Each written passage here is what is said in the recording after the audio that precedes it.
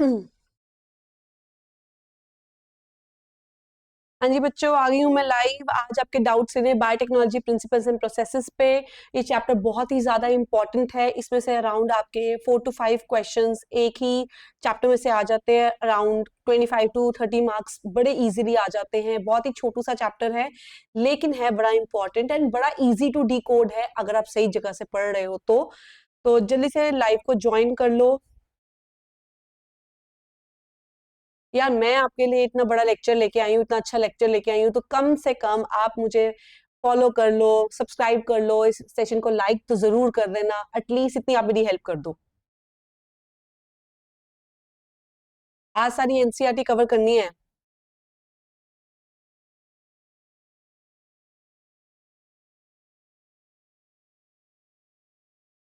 चलो करें शुरू फिर। चलो ठीक है। ओके बच्चों, तो बायोटेक्नोलॉजी का क्या मतलब होता है बच्चों? बायोटेक्नोलॉजी वर्ड बना होता है बायो और टेक्नोलॉजी से। बायो मतलब लिविंग ऑर्गेनिजम्स, और जब उनके साथ हम टेक्नोलॉजी लगाते हैं तो वो बायोटेक्नोलॉजी बन जाती है। बायोटेक्नोलॉजी आज का कॉन्सेप्ट तो नहीं है, ये बहुत पुराना कॉन्सेप्ट है, क्योंकि हम अपने घर में कर्ड, भटूरे, चने वगैरह सब बनाते आ रहे हैं। कर्ड में आप क्या करते हो? हमेशा मम्मी को देखते हो कि एक बर्तन के अंदर वो थोड़ा सा खट्टा यानी कि जाग लेते हैं, देन उसके अंदर वार्म मिल्क डाल देते हैं, एंड थोड़ी देर बाद वो दही बनी होती है। क्यों? क्योंकि उसके अंदर लैक्टोबैसिलस बैक्टीरिया होता है। लैक्टोबैसिलस क्या करता है? मिल्क को प्रेसिपिटेट करके कर्ड बना देता है। तो ये बायोटेक्नोलॉजी है। ये हमें पहले नहीं पता था, पर आज हम इस चीज को अच्छे से अंडरस्टैंड करते हैं।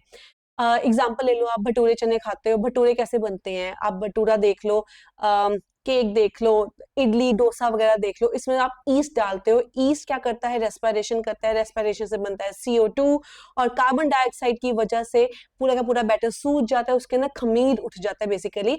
तो वहां से भी बायोटेक्नोलॉजी का प्रिंसिपल हमें थोड़ा समझ आता है। अब ये तो थे हमारे थोड़े से घरेलू यूजेस। अगर हम लैब की बात करें तो हमारा बहुत ही इंपॉर्टेंट चीज आती है, जैसे IVF, इन विट्रो फर्टिलाइजेशन। जो प्रोसेस आज तक सिर्फ और सिर्फ फीमेल बॉडी के अंदर हो रहा था, वो प्रोसेस अब हम लैब में करा सकते हैं बच्चों। ठीक है, वहां पे हम फर्टिलाइजेशन कराते हैं, फिर जाइगोट बनता है, ब्लास्टोसिस स्टेज आती है, देन उसके हम इम्प्लांट करते हैं वापस फीमेल बॉडी के अंदर। देन जीन करेक्शन, किसी को अगर जेनेटिक डिसऑर्डर है तो उसकी जीन को करेक्ट किया जा सकता है। अगर कोई जीन आपको न्यू जीन सिंथेसाइज करनी है तो हम जीन सिंथेसिस कर सकते हैं। अदरवाइज DNA वैक्सीन भी बना सकते हैं, लाइक हेपेटाइटिस, पोलियो एक्सेट्रा। तो ये हमारे बेसिक यूजेस थे बायोटेक्नोलॉजी के, बोथ ट्रेडिशनल एंड मॉडर्न। तो एक डेफिनेशन दी थी EFB ने, that is the European federation of biotechnology. उसने क्या कहा था कि integration of natural science. Integration of natural science का क्या मतलब होता है बच्चों? जो हमारी बेसिक साइंस अभी तक चलती आ रही है, उनको अगर हम ऑर्गेनिजम्स, उनके सेल्स, उनके पार्ट से इंटीग्रेट करें, एंड फाइनली हम उनके मॉलिक्यूलर एनालॉग्स को, उनके मॉलिक्यूलर एनालॉग्स को छेड़छाड़ करें। मॉलिक्यूलर एनालॉग्स कौन से होते हैं बच्चे? DNA हो गया, RNA हो गया। इसको अगर हम थोड़ा सा मॉडिफाई करें तो जो न्यू ऑर्गेनिजम्स हमारे पास बन के आते हैं, उनके प्रोडक्ट्स, उनके सर्विसेज को हम अच्छे से इंजॉय कर सकते हैं। तो इसीलिए बायोटेक्नोलॉजी की जाती है। तो यूरोपियन फेडरेशन ऑफ बायोटेक्नोलॉजी ने क्या कहा था? उसे एक डेफिनेशन दी थी कि integration of natural science and organism, cells, parts there of molecular analogues for products and services. तो यही चीज हमने भी पढ़ी है कि अगर हम मॉलिक्यूलर एनालॉग्स को थोड़ा सा डिफरेंट करें, थोड़ा उनका छेड़छाड़ करें, टेक्नोलॉजी के साथ मिला के हम कुछ करें, तो इसे हम बायोटेक्नोलॉजी कहते हैं। चलिए जी, ओके। तो बायोटेक्नोलॉजी एक टेक्निक है, और टेक्निक हमेशा किसी न किसी प्रिंसिपल पे बेस्ड होती है। तो इसकी दो प्रिंसिपल्स होते हैं बच्चों, इस चीज के दो प्रिंसिपल्स होते हैं। One is genetic engineering. तो जेनेटिक इंजीनियरिंग क्या कहती है कि जब हम किसी ऑर्गेनिज्म के DNA को या RNA को जेनेटिकली मॉडिफाई कर दे, तो उसका का पूरा फिनोटाइप चेंज कर दें, तो इस चीज को हम कहते हैं जेनेटिक इंजीनियरिंग। इंजीनियरिंग देखिए ये मत लगना कि आया अब तो हम थोड़ा सा मींस नॉन मेडिकल स्ट्रीम में चले गए, नहीं, हम हैं बायो की स्ट्रीम में ही, लेकिन इंजीनियरिंग करते हैं हम, उनके मॉडिफाई करते हैं जीन्स को, तभी बनाते हैं एक नया ऑर्गेनिज्म जिसका बिल्कुल कंप्लीटली डिफरेंट फिनोटाइप होता है। नाउ फॉर एग्जांपल, इसका एग्जांपल आप अच्छे से ले सकते हो। एक मिनट। ओके, तो सपोज करो मेरे पास दो बैक्टीरिया है, एक मेरे पास इकोलाई है। तो ऐसा करते हैं ABC ले लेते हैं, चलो चलो। तो एक मेरे पास बैक्टीरिया है A, और दूसरा मेरे पास एक बैक्टीरिया है B। ठीक है, ये उसका जीनोम हो गया और ये इसका जीनोम हो गया। जो ए बैक्टीरिया ना, इसके पास इम्यूनिटी की बहुत प्रॉब्लम है बच्चों। इम्यूनिटी क्या होता है कि जब भी इसके ऊपर कोई भी एंटीबायोटिक हम गिराते हैं तो ये बेचारा इसकी कॉलोनीज मर जाती हैं, किसी भी तरह के मीडियम में ये सर्वाइव नहीं कर सकता। मेरा जो बी बैक्टीरिया है वो है कि बिंदास, मेरे को तो कोई फर्क पड़ता ही नहीं है, मेरे ऊपर जितनी मर्जी आप एंटीबायोटिक्स गिरा दो, मैं तो भाई ऐसे ही रहने वाला हूँ, तुम्हारे को डिसीज कॉज करने वाला हूँ। तो इसके पास इम्यूनिटी नहीं थी, पर बी के पास है सॉलिड इम्यूनिटी। तो ए क्या कहता है, ए कहता है यार प्लीज हेल्प मी, मुझे दे दो थोड़ी सी इम्यूनिटी। तो बी कहता है चल ले ले, पर उसके लिए तुझे मेरी जीन निकाल के अपने अंदर डालनी पड़ेगी। ठीक है, तो जीन हम बी से लेते हैं लेकिन ए में डालते हैं, लेकिन इसे डायरेक्ट हम बिल्कुल भी नहीं कर सकते बच्चों। जो डीएनए है, जो हम जीन निकालेंगे बी का, उसे हम डायरेक्टली ए में नहीं डाल सकते। तो यहाँ पे हमारे हेल्प करने के लिए कौन आता है, एक वेक्टर। ठीक है, एक वेक्टर। वेक्टर क्या करेगा, यहां से एक इंपॉर्टेंट जीन जो इम्यूनिटी की है उसको निकालेगा बाहर और अपने अंदर कर देगा इंटीग्रेट। और इंटीग्रेट करने के बाद बच्चों, इंटीग्रेट, एक सेकेंड, तो हम इंटीग्रेट करने के बाद, और तो ये हो गया हमारा, एक सेकेंड,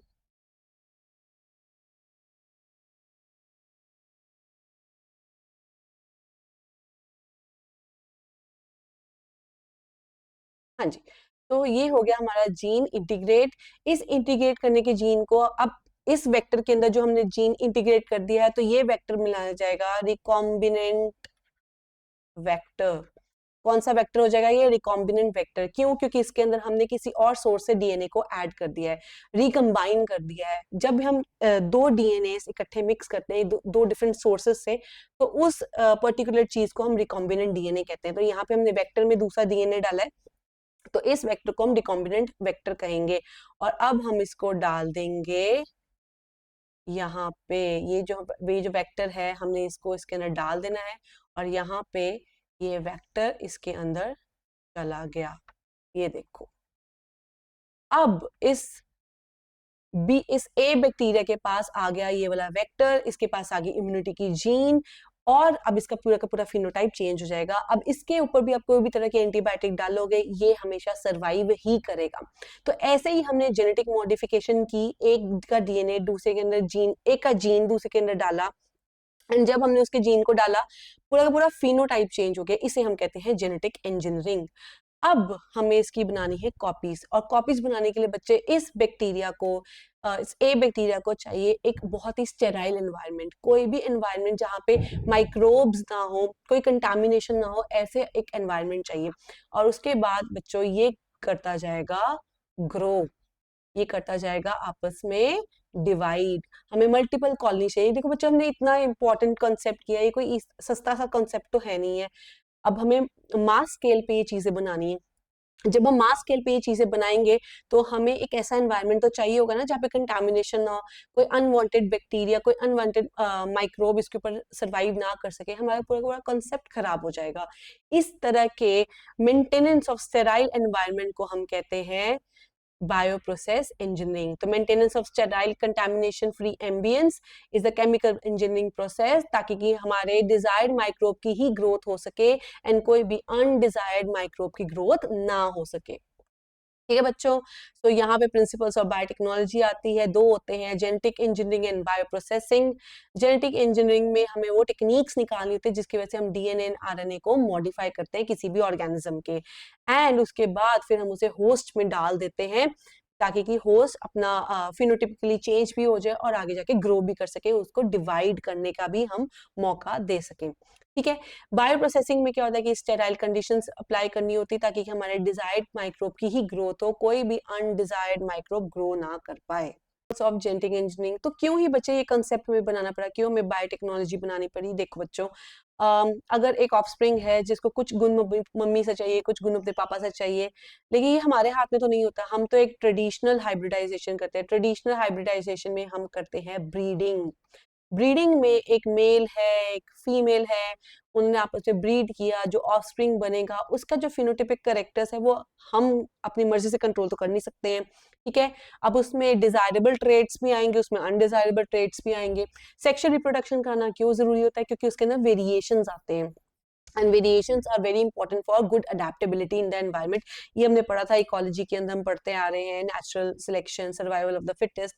क्यों? क्योंकि सेक्शुअल रिप्रोडक्शन की वजह से मिलती है वेरिएशंस और unique combinations, unique genetic combinations. Where अगर आप ए सेक्शुअल रिप्रोडक्शन में जाते हो तो ए सेक्शुअल रिप्रोडक्शन में कोई भी वेरिएशंस नहीं होते हैं, पूरा का पूरा genome as it is preserve किया जाता है इन द नेक्स्ट जनरेशन। लेकिन हमें चाहिए सेक्शुअल रिप्रोडक्शन, ब्रीडिंग चाहिए। अब अगर मम्मी के पास है कर्ली हेयर, पापा के पास है स्ट्रेट हेयर, तो जो आगे डॉटर हो रही है वो कहती है कि हाँ मुझे तो स्ट्रेट हेयर चाहिए थे लेकिन मुझे कलर मम्मी की तरह चाहिए था। ठीक है, तो अब इसमें तो हम कुछ कंट्रोल नहीं कर सकते, तो फ्री में अनडिजायरेबल ट्रेड्स भी साथ में आ रहे हैं। तो क्यों ना साइंटिस्ट ने सोचा कि हम एक ऐसी टेक्निक निकालें जिसमें हम सिर्फ डिजायरेबल ट्रेड्स ही लेके आए, अनडिजायरेबल ट्रेड्स बिल्कुल ना आए। इसीलिए ये वाली जो टेक्निक थी recombinant DNA and genetic engineering की टेक्निक थी वो निकाली गई थी। ठीक है, देन जब हम किसी ऑर्गेनिज्म का डीएनए किसी और ऑर्गेनिज्म के अंदर डालते हैं तो इसे हम ट्रांसफॉर्मेशन कहते हैं। अब बच्चों सपोज करो कि मेरे पास एक बैक्टीरिया है जिसे हम ई कोलाई कह लेते हैं, और दूसरा बैक्टीरिया है जिसे हम सैल्मोनेला टाइफी कह देते हैं। इस सैल्मोनेला टाइफी के पास इम्यूनिटी है लेकिन ई कोलाई के पास कोई इम्यूनिटी नहीं है। अब सैल्मोनेला टाइफी के पास इम्यूनिटी क्यों है? क्योंकि इसके पास अपना एक बच्चों नेटिव प्लाज्मिड है, ये वाला। ठीक है, along with the main DNA उसके पास एक एक्स्ट्रा क्रोमोसोमल डीएनए है जो कि उसको इम्यूनिटी प्रोवाइड करते हैं। लेकिन ई कोलाई के पास तो बच्चों ऐसा कोई डीएनए नहीं है। ठीक है, लेकिन हमने क्या सोचा कि चलो हम इसके अंदर से अपना डीएनए थोड़ा सा जीन निकाल लेते हैं, इम्यूनिटी वाला जीन निकाल लेते हैं, एंटीबायोटिक रेजिस्टेंस वाला जीन निकालते हैं। बेसिकली उसके पास एंटीबायोटिक के लिए रेजिस्टेंस है तभी उसके पास इम्यूनिटी है। ठीक है, तो हमने क्या किया, हमने कहा चलो ठीक है डीएनए के अंदर से हम वो जीन निकालेंगे, हम निकालेंगे यहाँ से, हम मारेंगे कैंची। कैंची तो मारनी पड़ेगी ना, अब जो मॉलिक्यूल जो कैंची मॉलिक्यूल को कट करेगी उसे हम मॉलिक्यूलर सीजर कहेंगे। ठीक है, अब यहाँ पे हमने हमारी कैंची हम निकाली अपना डिजायर्ड डीएनए फ्रेगमेंट। ठीक है, अब हमें चाहिए एक साथ में वेक्टर। ये वेक्टर आएगा बिकॉज मैंने को पहले बताया था कि डायरेक्टली डीएनए तो किसी और ऑर्गेनिज्म के अंदर हम डाल नहीं सकते। ठीक है, तो अगर हमें कोई अपना डिजायरेबल फ्रेगमेंट डालना है उसको हम हमेशा इस चैप्टर में एलियन डीएनए, एलियन डीएनए कौन सा होता है? जो कि डिजायरेबल डीएनए होता है। तो जब हमें कोई डिजायरेबल डीएनए किसी और होस्ट ऑर्गेनिज्म में डालना होता है, यहाँ पे होस्ट ऑर्गेनिज्म कौन सा है? हमारा ई कोलाई, क्योंकि उसके पास ये इम्यूनिटी वाली जीन नहीं है, एंटीबायोटिक रेजिस्टेंस वाली जीन नहीं है। और हमारा जो सैल्मोनेला टाइफीम्यूरियम है उसके पास ये जीन है जो कि इसे ई कोलाई में डालनी है। तो ये जो एलियन डीएनए है इसको काट के निकाला गया और इसको अब इस वेक्टर के अंदर डालना पड़ा। पर वेक्टर कहता है कि रुको, अब मेरे पास तो जगह ही नहीं है, आपको थोड़ा सा मेरे अंदर से भी डीएनए निकालना पड़ेगा तभी आपका ये डीएनए अकोमोडेट कर सकता हूँ मैं अंदर। ठीक है, अब फॉर एग्जांपल अब लड़कियों के पास अलमारी होती है, अलमारी में तो ऑलरेडी कितने कपड़े होते हैं लेकिन नए कपड़े डालने की जगह नहीं होती, तो क्या करते हो, पुराने कपड़े किसी को दे देते हो, फिर नए कपड़े उसकी जगह उसके डाल देते हो। यहाँ पे भी सेम चीज है, पूरा का पूरा डीएनए पड़ा हुआ है हमारे वेक्टर के पास। तो वेक्टर के ऊपर भी बच्चों सबसे पहले हमने चलानी है यहाँ पे कैंची। ठीक है, निकालो यहाँ पे हमने चला दी कैंची, ये वाला हिस्सा जो हो गया हमने निकाल दिया बाहर। हमारा वेक्टर कुछ दिखेगा ऐसा, साथ ही हमने डाल देने इसके अंदर अपना एलियन डीएनए। एलियन डीएनए को लाइगेट करने के लिए जो एंजाइम चाहिए होता है that is a molecular glue, इसे हम कहते हैं डीएनए लाइगेज, जो हमने ओकाज़की फ्रेगमेंट से पढ़ा था कि वो लाइगेशन में हेल्प करते हैं दो डीएनए फ्रेगमेंट्स के। ठीक है, अब हमारे पास जो ये वेक्टर बना है इसे हम कहते हैं रिकॉम्बिनेंट वेक्टर। अब इस रिकॉम्बिनेंट वेक्टर को जब हम डालते हैं किसी होस्ट के अंदर तो इस प्रोसेस को हम कहते हैं ट्रांसफॉर्मेशन। ट्रांसफॉर्मेशन, एंड ट्रांसफॉर्मेशन क्यों होती है? बिकॉज यहाँ पे जीन ट्रांसफर होता है। क्या होता है बच्चों? Gene transfer. ट्रांसफॉर्मेशन से क्या होगा, पूरा का पूरा फिनोटाइप चेंज हो जाएगा। इस प्रोसेस को हम ट्रांसफॉर्मेशन कहते हैं। इसके ऊपर बहुत सारे PYQs आ चुके हैं। ठीक है, अब उसके बाद अब हमने एक इकोलाई बनाया, आपको मैंने पहले ही बताया था कि जब हम ये प्रोसेस करते हैं तो हम मास स्केल पे प्रोडक्शन चाहते हैं। मास स्केल पे प्रोडक्शन के लिए हमें चाहिए क्लोनिंग। क्लोनिंग का मतलब होता है मल्टीपल कॉपीज बनाना, एक आइडेंटिकल कॉपीज बनाना। तो अब हम इसको एक स्टेराइल एनवायरनमेंट में रहने देंगे और ये बनाएगा अपनी मल्टीपल कॉपीज। एक से बनेंगे दो, दो से बनेंगे चार, चार से बनेंगे आठ, एंड सो ऑन। तो यही सब कुछ दिया हुआ है इस पैराग्राफ में कि सेक्सुअल रिप्रोडक्शन के एडवांटेजेस क्या होते हैं बच्चों। सेक्सुअल रिप्रोडक्शन देती है variations and formulation of new genetic combinations जो कि बेनिफिशियल होते हैं किसी भी ऑर्गेनिज्म के लिए। एसेक्सुअल रिप्रोडक्शन प्रिजर्व करती है जेनेटिक इंफॉर्मेशन, पर सेक्सुअल रिप्रोडक्शन परमिट करती है वेरिएशन। ट्रेडिशनल हाइब्रिडाइजेशन की वजह से हमारे पास डिजायरेबल के साथ साथ अनडिजायरेबल ट्रेड्स भी आने शुरू हो गए थे। इसीलिए हमने एक टेक्निक निकाली जिसे हम रिकम्बिनेंट डीएनए टेक्नोलॉजी कहते हैं, ताकि हम क्रिएट कर सके रिकम्बिनेंट डीएनए, देन उसको ट्रांसफर कर सके, उसकी क्लोनिंग करा सके, एंड ऐसे हम किसी भी ऑर्गेनिज्म का फिनोटाइप चेंज कर सकें। ठीक है बच्चों, ऑलराइट। यहाँ पे देखो बच्चे, ये एक क्लोनिंग वेक्टर है और ये हमारा एलियन डीएनए है, डिजायरेबल फ्रेगमेंट है जो हमने किसी और होस्ट ऑर्गेनिज्म में डालना है।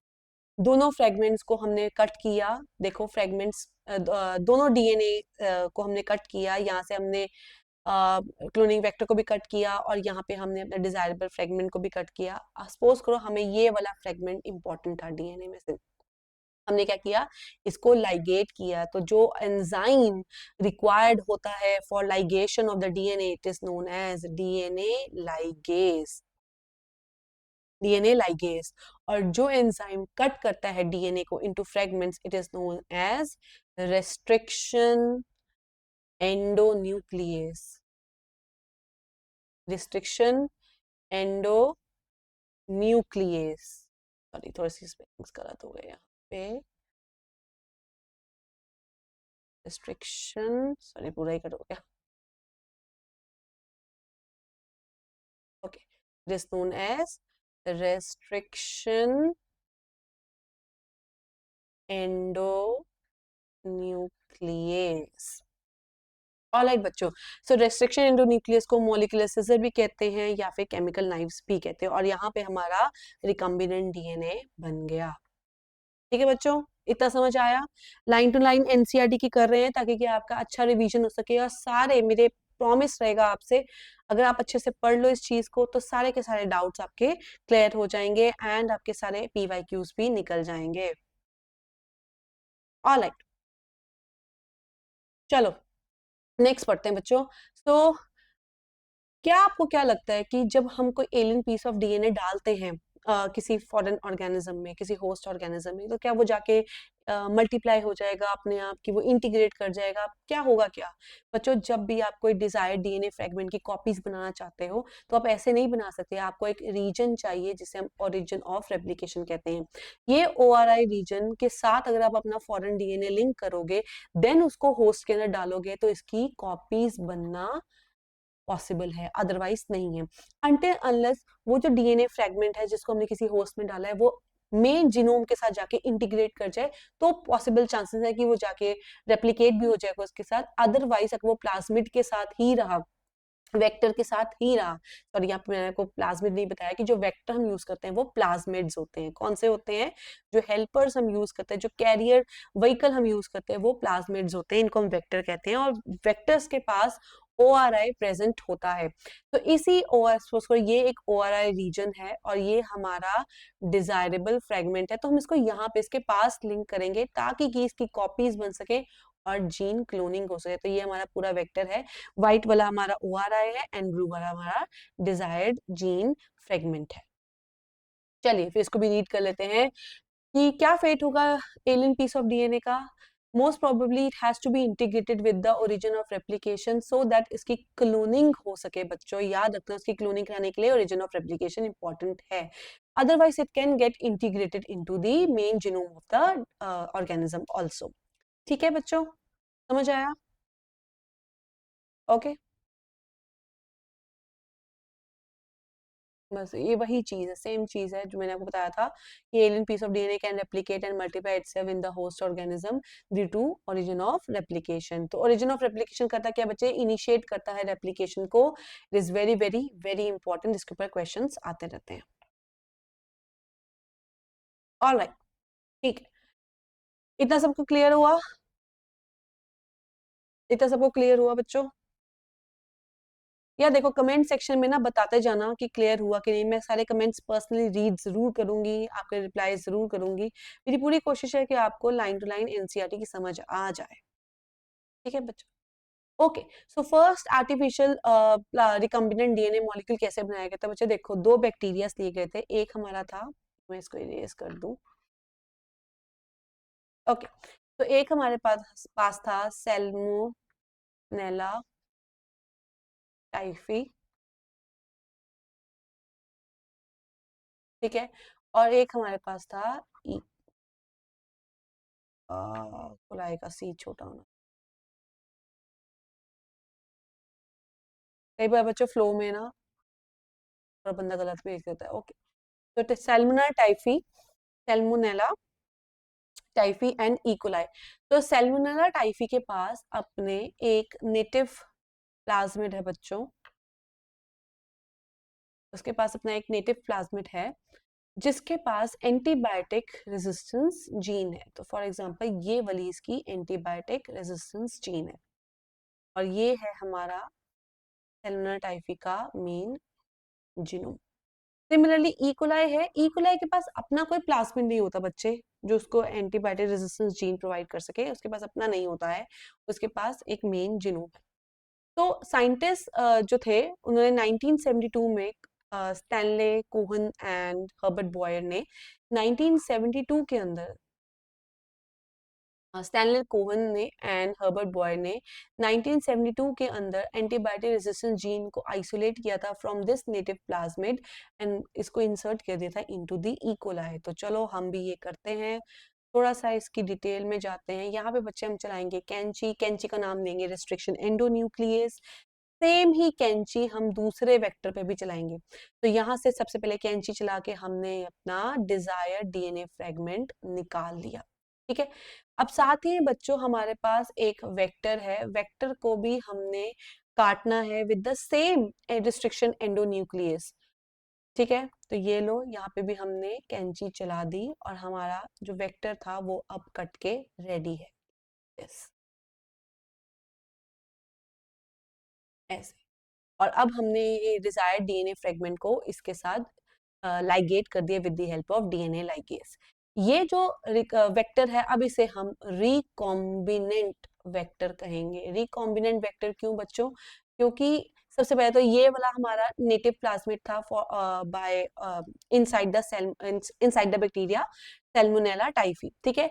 ये जो वेक्टर है ये हमने कोई और वेक्टर लिया है, ये वो नेटिव वेक्टर वाला नहीं था, ये हमने एक जेनेरिक कैरियर वेक्टर ले लिया है, ठीक है। इस वेक्टर के अंदर हमने डीएनए लाइगेज के थ्रू ये अपनी डिजायरेबल जीन डाल दी है, कौन सी वाली? एंटीबायोटिक, एंटीबायोटिक रेजिस्टेंस जीन हमने डाल दी, ठीक है। अब ये जो वेक्टर होगा वो हो जाएगा रिकॉम्बिनेंट वेक्टर। अब हमने इस वेक्टर को उठाकर इसके अंदर डालना है। तो हमारे पास जो ई कोलाई आएगा, बस ये इसका मेन जीनोम है, साथ में हमारे पास ये वेक्टर आ गया, ठीक है। बस अब ये जो इकोलाई है इसके पास भी एंटीबायोटिक रेजिस्टेंस की क्वालिटी आ चुकी है due to the native plasmid की जीन ऑफ सैल्मोनेला टाइफी। तो यही चीज उन्होंने यहाँ पे बताई है कि आओ पढ़ते हैं इस चीज को। Hmm, okay, construction of first artificial recombinant DNA molecule कैसे बनाया गया था? Who made it? Stanley Cohen and Herbert Boyer. 1972 में उन्होंने आइसोलेट किया था antibiotic resistance gene by cutting the piece of DNA from the plasmid which is responsible for conferring antibiotic resistance. ये उसके नेटिव प्लाज्मिड की बात हो रही है बच्चे। एंड कटिंग जो की गई थी with the help of restriction endonuclease which is known as molecular scissor. Okay, जो रिस्ट्रिक्शन एंजाइम से बेसिकली रिस्ट्रिक्शन एंडोन्यूक्लियस के साथ ही उसके साथ कट किया है। प्लाज्मिड डीएनए को भी हमने सेम ही रिस्ट्रिक्शन एंडोन्यूक्लियस के साथ कट किया। आप क्यों? अब आगे जाके आप पढ़ोगे कि अगर आप सेम तरह के रिस्ट्रिक्शन एंडोन्यूक्लियस से कट नहीं करते हैं तो स्टिकी एंड्स नहीं बनेंगे, और स्टिकी एंड्स नहीं बनेंगे तो हमारी जो रिकम्बिनेंट डीएनए का जो प्रोसेस है वो कंप्लीट नहीं होगा। You probably know that mosquito acts as an insect vector, ठीक है, ये तो हमें पता ही है। Plasmid can be use as a vector to deliver alien piece of DNA into the host organism. Linking जो की जाती है एंटीबायोटिक रेजिस्टेंस जीन की with the plasmid is possible with the enzyme. कौन सा एंजाइम बच्चों? कौन सा enzyme? DNA ligase. DNA ligase के साथ हमने लिंकिंग की है। अब हमारे पास new combination of circular autonomously replicating DNA आ गया है इन विट्रो। इन विट्रो मतलब लैब के अंदर हमने ये चीज बनाई है। It is also known as a recombinant DNA. Plasmid जो होते हैं ना बच्चे, वो ऑटोनोमसली रेप्लिकेट करते हैं क्योंकि उनके पास अपना ओरिजिन ऑफ रेप्लिकेशन होता है। इसीलिए हम जो एलियन पीस ऑफ डीएनए है वो बिल्कुल उस ओआरआई के साथ ही लिंक करते हैं। एंड बिकॉज ये सर्कुलर शेप के होते हैं एंड डबल हेलिकल होते हैं, मींस डबल आप कह सकते हैं कि 2 स्ट्रैंड्स ही होती है इनके अंदर भी डीएनए की। ठीक है, they are the double circular and autonomously replicating DNA sequences जो कि हमने इन विट्रो बनाए हैं एंड जिसे हम रिकम्बिनेंट डीएनए कहते हैं। ठीक है, तो हमने क्या किया था, we have taken 2 different bacteria, one is Salmonella and other is E coli. Both are close related to each other and हमने सैल्मोनेला के अंदर से एक जीन डाल के ई कोलाई के अंदर डाल दिया है। वहां से जीन निकाला सैल्मोनेला से एंड देन ई कोलाई के अंदर डाल दिया एंड देन हमने उसकी करा दी क्लोनिंग। ठीक है, हमने इसकी करा दी क्लोनिंग। क्लोनिंग हमने क्यों कराई थी, अगेन मल्टीपल कॉपीज हमें चाहिए थी बिकॉज हमें मास स्केल पे इसको बनाना था। अब मैं क्यों बार बार बोल रही हूँ, बिकॉज इसके ऊपर भी पीवाईक्यू आपका आ चुका है। ऑलराइट, तो what are the basic steps of genetically modifying an organism. कौन कौन से स्टेप्स होते हैं। सबसे पहले बच्चे आपको अपना डिजायरेबल डीएनए फ्रेगमेंट ढूंढना पड़ेगा। इकोलाई को पता था कि मेरे पास वो डीएनए नहीं है तो मुझे वो सैल्मोनेला टाइफी से लेना पड़ेगा, तो उसने अपने डीएनए फ्रेगमेंट को आइडेंटिफाई किया फ्रॉम द अदर वन जहां से उसे लेना है। ठीक है, देन उस डीएनए को हमें वेक्टर की हेल्प से एक होस्ट के अंदर डालना है। तो किसके अंदर डालेंगे, हम यहाँ पे ई कोलाई के अंदर डालेंगे। कहाँ से डालेंगे, सैल्मोनेला टाइफी के से डालेंगे। ठीक है, एंड देन हमें ई कोलाई के अंदर ऐसा एक, ई कोलाई के आसपास एक ऐसा स्टेराइल एनवायरनमेंट बनाना है कि वो ई कोलाई इस स्टेराइल एनवायरनमेंट में अपने आप को कॉपीज जनरेट कर सके, अपने आप को क्लोन करा सके। ठीक है बच्चों, ठीक है, साथ साथ बच्चों कमेंट सेक्शन में लिखते रहना। ठीक है, सेशन को लाइक भी कर दो फटाफट। ऑलराइट, अब आते हैं बच्चों restriction enzymes, very very important. इनके बाद तो इतना भर भर के क्वेश्चंस आए हुए हैं ना बच्चों। रेस्ट्रिक्शन का क्या मतलब होता है, जो एंजाइम किसी की ग्रोथ को, ऑर्गेनिज्म की ग्रोथ को करेगा रेस्ट्रिक्ट। रेस्ट्रिक्ट क्यों करता है, क्योंकि फॉर एग्जांपल किसी बैक्टीरिया के ऊपर किसी बैक्टीरियोफाज ने अटैक कर दिया। ठीक है, तो बैक्टीरियोफाज के डीएनए को ये मल्टीपल फ्रेगमेंट्स पे कट कर देगा। ठीक है, ये बैक्टीरियोफाज का डीएनए है तो यहाँ पे रिस्ट्रिक्शन एंजाइम आएगा और इसको मल्टीपल पार्ट्स में ब्रेक कर देगा। इसीलिए उस बैक्टीरियोफाज की जो ग्रोथ हो जाएगी वो बिल्कुल ना के बराबर होगी एंड वो वहीं पे खत्म हो जाएगा। इसीलिए जो एंजाइम किसी की ग्रोथ को रिस्ट्रिक्ट करता है उसे हम रिस्ट्रिक्शन एंजाइम कहते हैं। बैक्टीरिया के अंदर ये रिस्ट्रिक्शन, सारे रिस्ट्रिक्शन एंजाइम बच्चे हमने बैक्टीरिया में से निकाले हैं, तो क्यों नहीं वो बैक्टीरिया के खुद के जीनोम को काटता, क्यों नहीं वो बैक्टीरिया के खुद के जीनोम को काटता, बिकॉज बैक्टीरिया के अंदर मिथाइलेज वाले एंजाइम्स भी होते हैं। ठीक है, मिथाइलेज एंजाइम्स होते हैं। ये जो एंजाइम्स होते हैं वो मिथाइल ग्रुप ऐड करते हैं टू द डीएनए, जिसकी वजह से रेस्ट्रिक्शन एंजाइम अपने साइट्स को पहचान नहीं पाता, वहां पे स्कैनिंग नहीं कर पाता एंड अपना जीनोम बैक्टीरिया का बच जाता है from the restriction endonuclease activity. Alright, तो जो फर्स्ट रिस्ट्रिक्शन एंडोन्यूक्लियस निकाला था बच्चों वो था हिंद 2।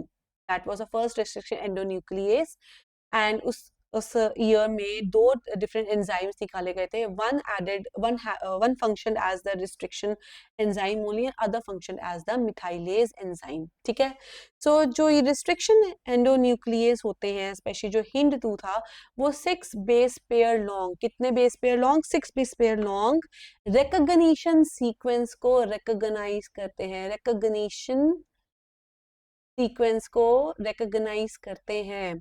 ठीक है, ऐसा नहीं होता है कि रिस्ट्रिक्शन एंडोन्यूक्लियस कहीं पे भी जाके जुड़ जाएगा, ऐसा नहीं होता। वो सबसे पहले पूरा पूरा डीएनए को स्कैन करेगा, उसके ऊपर चलेगा, उसको स्कैन करेगा, जहां जहां उसको अपने रिकॉग्निशन सीक्वेंस मिलेंगे वो वहीं पे जाके चिपकेगा और वहां से कट कर देगा डीएनए को। अब वो डीएनए को कट कैसे करेगा, या वो एक स्ट्रैंड कट करेगा या वो दोनों स्ट्रैंड्स कट करेगा, यस वो दोनों स्ट्रैंड्स कट करेगा। तो रेस्ट्रिक्शन एंजाइम कट ब्रेक करते हैं हमारे शुगर फॉस्फेट बैकबोन को। शुगर फॉस्फेट बैकबोन को ये एक्चुअली में फॉस्फोडाइएस्टर बॉन्ड्स को तोड़ के हमारे जो डीएनए है उसको फ्रेगमेंट्स में चेंज करता है। ठीक है, तो ये बेस पेयर्स कितना लंबा रिकॉग्निशन सीक्वेंस होता है बच्चा? 6 बेस पेयर लॉन्ग सीक्वेंस होता है। ओके, एंड अब तक हम 900 रिस्ट्रिक्शन एंजाइम्स को आइसोलेट कर चुके हैं from 230 different strains of bacteria. Bacteria से सारे रिस्ट्रिक्शन एंजाइम्स निकाले गए हैं बच्चों, और 230 स्ट्रेन्स में से हमने 900 रिस्ट्रिक्शन एंजाइम्स निकाल लिए हैं। ठीक है, so Hind 2, why not Hind 1? Why not Hind 1? Only Hind 2. Because जो हिंद 1 निकला था हिंद 2 से पहले, that was an exonuclease enzyme. इस चीज को भी हम करेंगे कि एंडो और एक्सो में क्या फर्क है। That was an exonuclease enzyme. वो बच्चे बिल्कुल भी डीएनए फ्रेगमेंटेशन में हेल्प नहीं करते हैं, आइसोलेट करने में हेल्प नहीं करते हैं। उनका काम होता है एंड से काटना डीएनए को और डीएनए की स्ट्रैंड को छोटा करना। ऑलराइट, चलिए देखते हैं। ओके, तो जो हमारे नेमिंग है किसी भी रिस्ट्रिक्शन एंजाइम की, यहाँ पे हमारे पास नेमिंग के लिए दिया हुआ है, यहाँ पे ओके। तो सपोज करो कि हमारे पास रिस्ट्रिक्शन एंजाइम है हिंद 3। ठीक है, हिंद सबसे पहला लेटर कहाँ से आएगा? From the first letter of the genus, तो H for Haemophilus, and the first 2 letters of the species will be influenzae. ठीक है, तो एच जो होता है वो आता है फ्रॉम द जीनस। आई और एन जो इसमें आएगा that will B from the species influenza. Influenza means IN. तो किसी भी एंजाइम का जो फर्स्ट लेटर है वो जीनस के फर्स्ट लेटर से लिया जाता है, जो नेक्स्ट 2 लेटर्स हैं वो स्पीशीज के लेटर से लिए जाते हैं। जो नेक्स्ट लेटर आता है इसमें डी आ रहा है, D is the strain type of that particular enzyme, and 3 is the serial number की जिस नंबर में वो एंजाइम डिस्कवर हुआ था फ्रॉम दैट पर्टिकुलर ऑर्गेनिज्म। तो 3 बिकॉज ये थर्ड नंबर पे एंजाइम डिस्कवर किया गया था। ठीक है, तो सिमिलरली बच्चे सिमिलरली हमारे पास एंजाइम है बैम H1। बैम H1 में क्या है?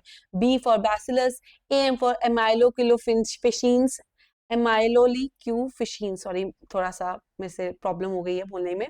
सो एमाइलोलिक्यूफिशीन्स, जो H है that comes from the H strain, and I this is not I, this is first number, this is 1। ठीक है, ऐसे 1 रोमन न्यूमरल 1 दिया है, it is because first number पे ये एंजाइम निकाला गया था फ्रॉम दिस बैसिलस बैक्टीरिया। ठीक है, ई को R1 देख लो, एस्चेरिशिया कोलाई। ठीक है, E for Escherichia, C O for coli, R उसका स्ट्रेन है, और because it was taken out on number 1 position, तो 1। ठीक है, इको R5 में it was taken out at the 5th position. PST1 में Providencia stuartii is the enzyme, it's a genus and the species, and इसका कोई strain नहीं था तो स्ट्रेन इसके अंदर इंक्लूड नहीं किया बच्चों। ठीक है, and similarly 1 is the serial number in which it was taken out. ठीक है, तो इसको भी हम एक बार देख लेते हैं। तो the first letter of the name comes from the genus, and the second 2 letters come from the species of prokaryotic cell which they were isolated. For example, eco R1 comes from Escherichia coli RY13. Actually, it's 1. ठीक है, okay next. ये भी वही चीज है, nomenclature बच्चों, same चीज है। ऑलराइट, नेक्स्ट आता है बच्चे कि जो हमारे डीएनए को कट करने वाले एंजाइम्स होते हैं उन्हें हम न्यूक्लियेजेस कहते हैं। ठीक है, जैसे आरएनए को कट करने वाले एंजाइम आरएनएजेस होते हैं, प्रोटीन्स को कट करने वाले एंजाइम प्रोटीएजेस होते हैं, लिपिड्स को कट करने वाले एंजाइम लाइपेजेस होते हैं। सिमिलरली जो आरएनए आरएनए क्या है? एक न्यूक्लिक एसिड है, डीएनए क्या है? वो भी एक न्यूक्लिक एसिड है। तो न्यूक्लिक एसिड्स को कट करने वाला जो एंजाइम होता है उसे हम न्यूक्लियेजेस कहते हैं। न्यूक्लियेज, ASE याद रखना। ठीक है, तो न्यूक्लियेजेस एक बहुत बड़ी कैटेगरी है जिसके अंदर 2 सब कैटेगरीज आती है। One is exonuclease, other is endonuclease. Exo का मतलब होता है बाहर, फॉर एग्जाम्पल ये हमारा डीएनए सेगमेंट है, इसके बाहर कट करेगा, एंड्स को कट करेगा, आउटसाइड आउटसाइड की तरफ कट करेगा, ठीक है, एंड्स को कट करेगा। वेराज जो एंडोन्यूक्लियस होता है वो डीएनए फ्रैगमेंट के डीएनए के अंदर फ्रैगमेंटेशन करता है, डीएनए की लेंथ के अंदर करता है, साइड्स में नहीं करता, एंड्स में नहीं करता, ठीक है। तो exonuclease removes nucleotide from the ends of the DNA. Endonucleus makes cut at specific positions within the DNA, DNA के बीच में करता है, ठीक है। ओके इसको भी देख लेते हैं। Restriction enzymes belong to larger class called nucleases. Two kinds होते हैं, exo and endonuclease. Exonuclease remove cut nucleotide from the ends of the DNA, whereas the endonucleoside specific positions within the DNA से cut करता है। That is बच्चों जो हिंद 1 था वो एक एक्सोन्यूक्लियस था। इसके ऊपर भी क्वेश्चन आपको आ जाएगा कि why Hind 2 was the first restriction enzyme to be discovered, not Hind 1, ठीक है। ऑलराइट सर, ठीक है। Okay, so each restriction endonuclease functions inspecting the length of the DNA sequence। मैंने आपको पहले ही बताया बच्चों कि जो restriction endonuclease होता है वो कभी भी कहीं भी जाके नहीं चिपक जाता डीएनए के अंदर, वो हमेशा अपनी लेंथ को इंस्पेक्ट करता है, स्कैन करता है, जहां जहां उसको अपने particular 6 base pair long recognition sequence मिलते हैं वहीं पे वह जाके वो चिपकता है एंड वहीं पे जाके वो कट लगाता है। लाइट चली गई क्या? ओके, तो वहीं पे जाके वो कट करता है, वहीं पे जाके वो अपनी रिकॉग्निशन सीक्वेंस के ऊपर कट करके फ्रेगमेंटेशन करता है, ठीक है। तो ये एक शुगर फॉस्फेट बैकबोन को ब्रेक करता है एंड दोनों साइमल्टेनियस दोनों डीएनए स्ट्रैंड्स को कट करता है, यानी कि एक को ही कट करेगा, ओके। एंड जो रिकॉग्निशन सीक्वेंस ये आइडेंटिफाई करता है वो रिकॉग्निशन सीक्वेंस पैलिंड्रोमिक नेचर की होती है। पैलिंड्रोमिक का क्या मतलब होता है बच्चों? देखो, दो साइड्स होती हैं, दो डायरेक्शंस होती हैं डीएनए की, 5 prime to 3 prime, 3 prime to 5 prime. ऐसा सीक्वेंस जो 5 प्राइम टू 3 प्राइम पढ़ो, 3 प्राइम टू 5 प्राइम पढ़ो, सेम ही रहता है, बिल्कुल चेंज नहीं होता। फॉर एग्जांपल कुछ जनरल वर्ड्स देख लेते हैं, डीएडी डैट, यहां से पढ़ो यहां से पढ़ो सेम है, ठीक है। एमओएम मॉम, यहाँ से पढ़ो यहाँ से पढ़ो सेम है, आगे लाइट, ओके, यहाँ से पढ़ो यहाँ से पढ़ो, ठीक है, सेम है। आप लगा लो मलयालम, आपकी बुक में एग्जाम्पल दिया हुआ है मलयालम, ठीक है। मल मलयालम, सॉरी, LAM, मैं दोबारा लिख देती हूँ।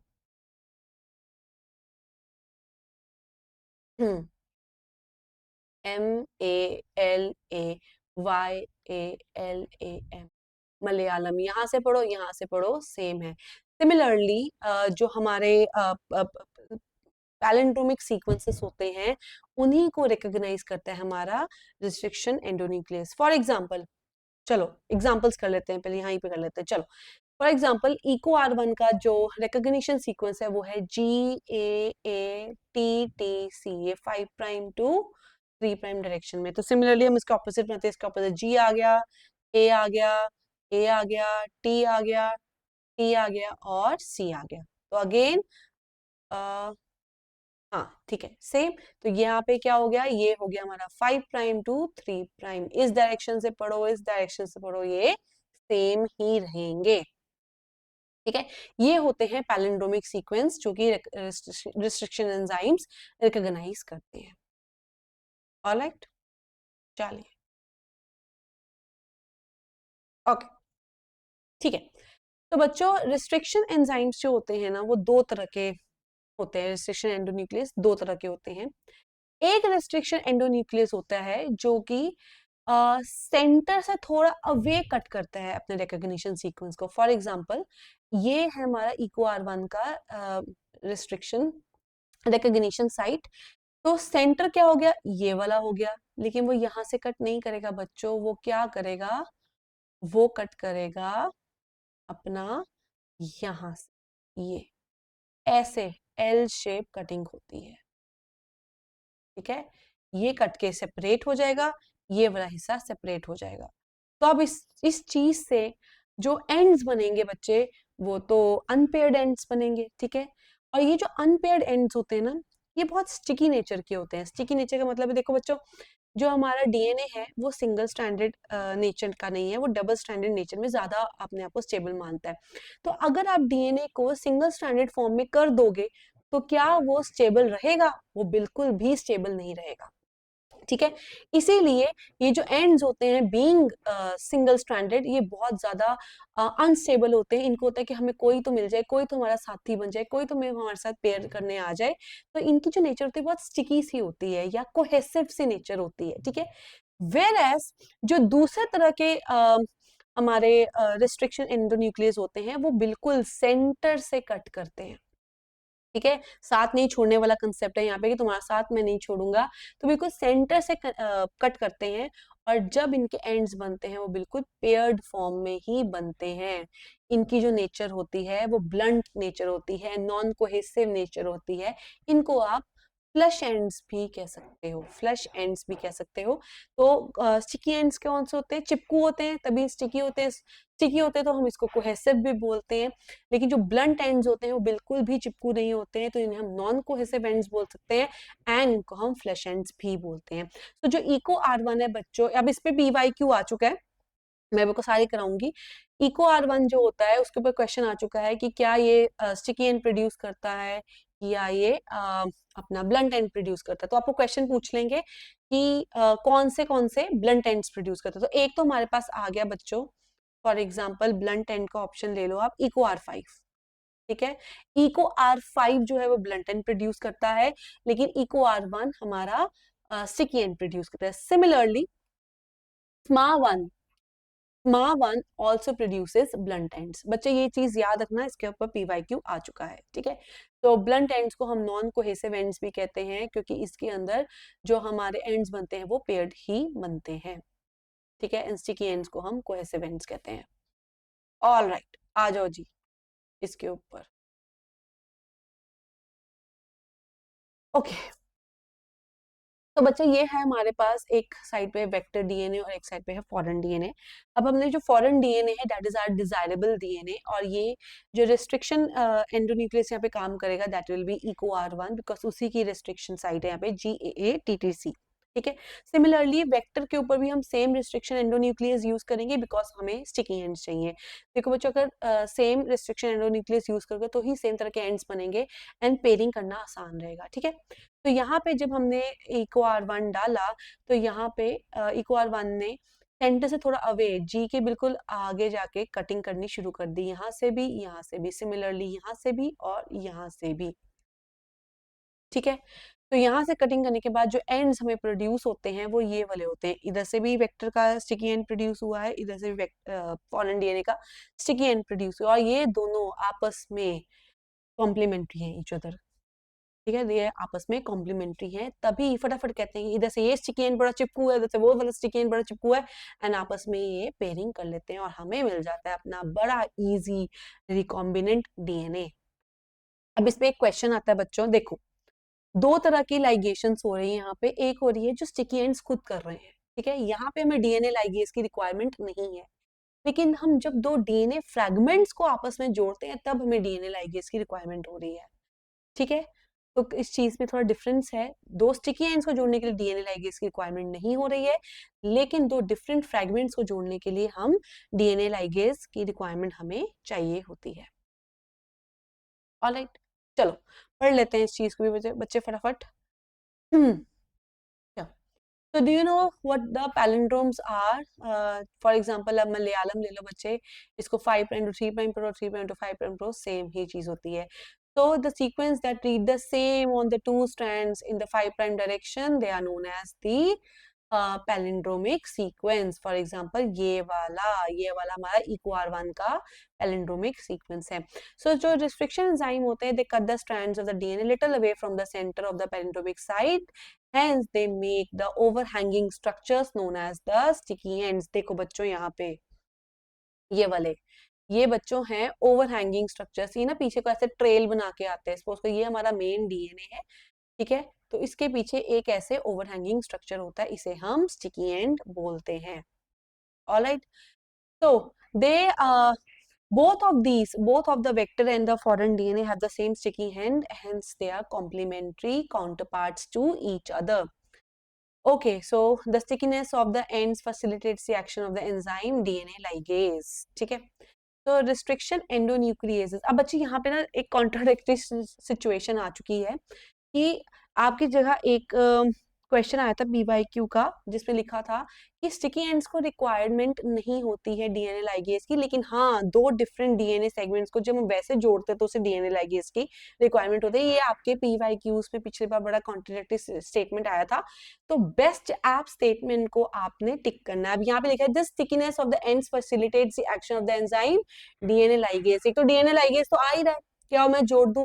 वो स्टिकीनेस कहती है, स्टिकीनेस कहते हैं कि नहीं नहीं हमारी स्टिकीनेस ही बहुत ज्यादा है, जो तुम्हें फैसिलिटेट करना है तुम आ सकते हो हमारे साथ, ठीक है। तो restriction endonuclease are used in genetic engineering to form recombinant DNA molecules. So when cut by the same restriction enzyme, the resultant DNA fragments will have the same sticky ends and they will be joined together by using DNA ligases.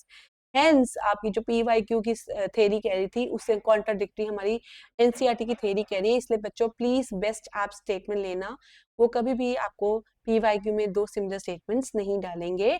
Yes stickiness जो होती है वो required होती है for the formation of recombinant DNA, पर उसके साथ साथ डीएनए लाइगेज भी हेल्प करता है for joining of the DNA segments.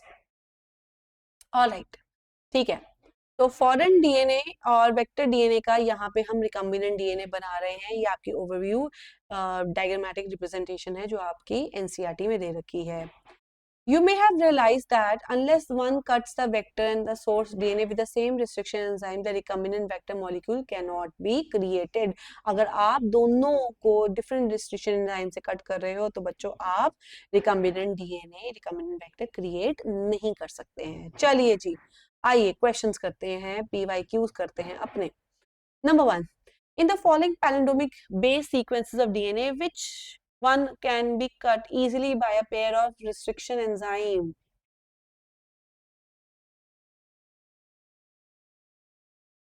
Palindromic sequence ढूंढ दो बच्चे, पैलिंड्रोमिक सीक्वेंस कौन सा है इसमें से? नहीं ये नहीं है।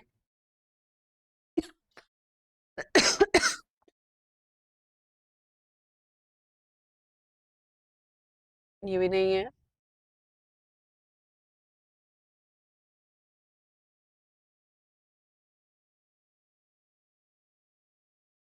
ये वाला है, third will be your right option, ठीक है।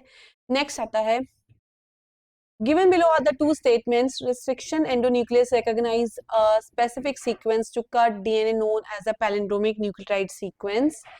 Restriction endonucleases cut the DNA strand a little away from the center of the palindromic site. In the light of the above statements, choose the most appropriate answer from the options given below.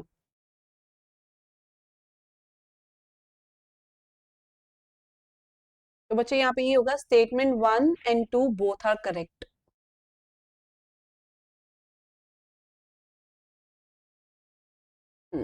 ठीक है, इसका option आ जाएगा B. Next, given below are the two statements. One is labeled as assertion, other is labeled as reason.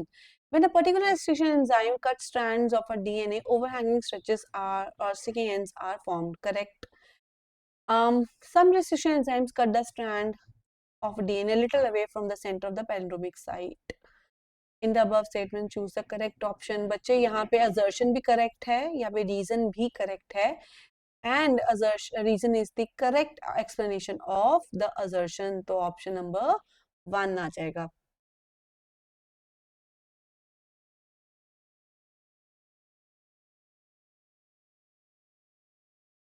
ठीक है.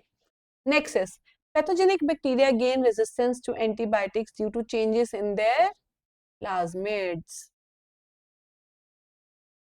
A specific recognition sequence identified by endonucleases to make cuts at specific positions within the DNA are the palindromic nucleotide sequences. Alright. The specific palindromic sequence which is recognized by EcoR1, याद रखना बच्चों, it was GAATTC. चलो जी, option 4 will be the answer. ठीक है. Choose the correct pair from the following. Polymerase break the DNA into fragments. No. Nucleases separates the two DNA strands.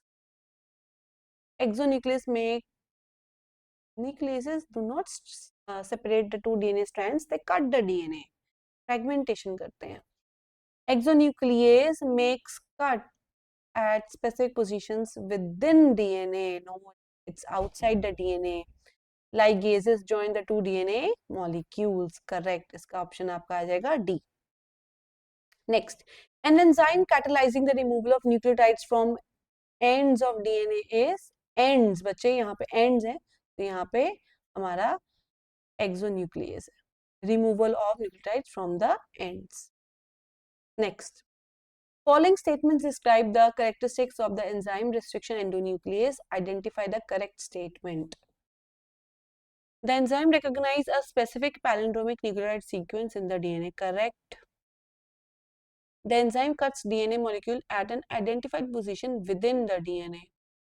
Correct. The enzyme binds DNA at a specific site and cut only one of the two strands. No, it cuts both of the strands. The enzyme cuts a sugar phosphate backbone at specific sites on each strand. Correct. तो आपका option कौन सा हो जाएगा? 3. Next, which of the following is not a feature of plasmids? Circular structure होता है, transferable होता है. It is not single stranded. Not single stranded, it is double stranded. So not a feature is single stranded.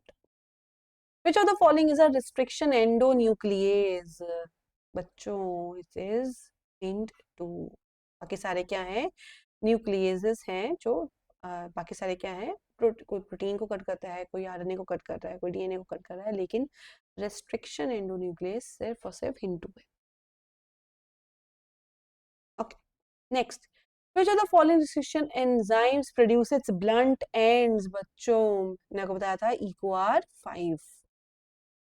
The cutting of DNA at a specific location became possible with the discovery of cutting of DNA. This restriction enzymes.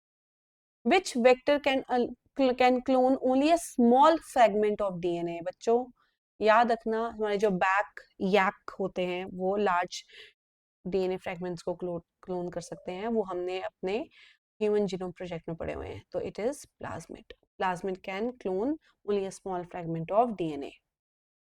Next, genes of interest can be selected from a genomic library by using DNA probes.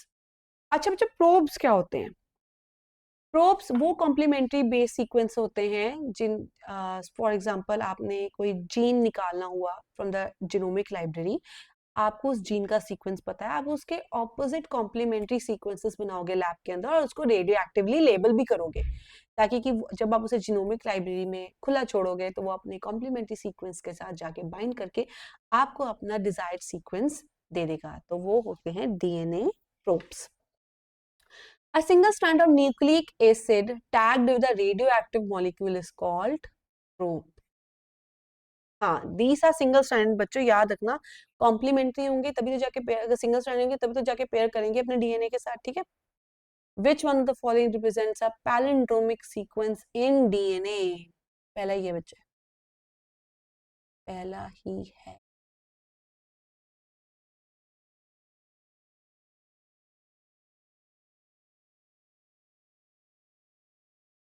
Sorry. ठीक है. Which one of the following techniques made it possible to genetically engineer living organisms? That is recombinant DNA technology. There is a restriction endonuclease called EcoR1. What does CO part stands for? It stands for the species, that is coli. Which one of the following is used as a vector for gene cloning into higher organisms? बच्चों ये अभी हमने वैसे actually आगे करना था, but higher organisms में you use retroviruses, especially in the not especially in the, actually it is used in the animal cells only. So retroviruses. Restriction endonucleases are enzymes which remove nucleotides from the ends. No. make cuts at specific positions within the DNA molecule, yes. Recognize a specific nucleotide sequence for binding of DNA ligase, no. Restrict the action of the enzyme DNA polymerase, no. So इसका option हो जाएगा 2. Which one of the following is commonly used in transfer of foreign DNA into crop plants? अच्छा बच्चा, ये हमने अभी तक किया नहीं है, पर यहाँ पे मैंने डाल दिया है, तो ये हम आगे जाके करेंगे, ठीक है. The linking of antibody resistant gene with the plasmid vector became possible with linking. Linking की बात हो रही है बच्चे, तो it is the DNA ligase.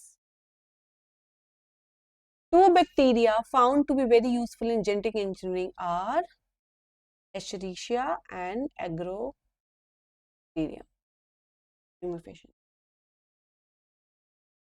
ठीक है. In bacteria, the plasmid is extra chromosomal material, main DNA, non-functional DNA, repetitive gene. It is extra chromosomal material.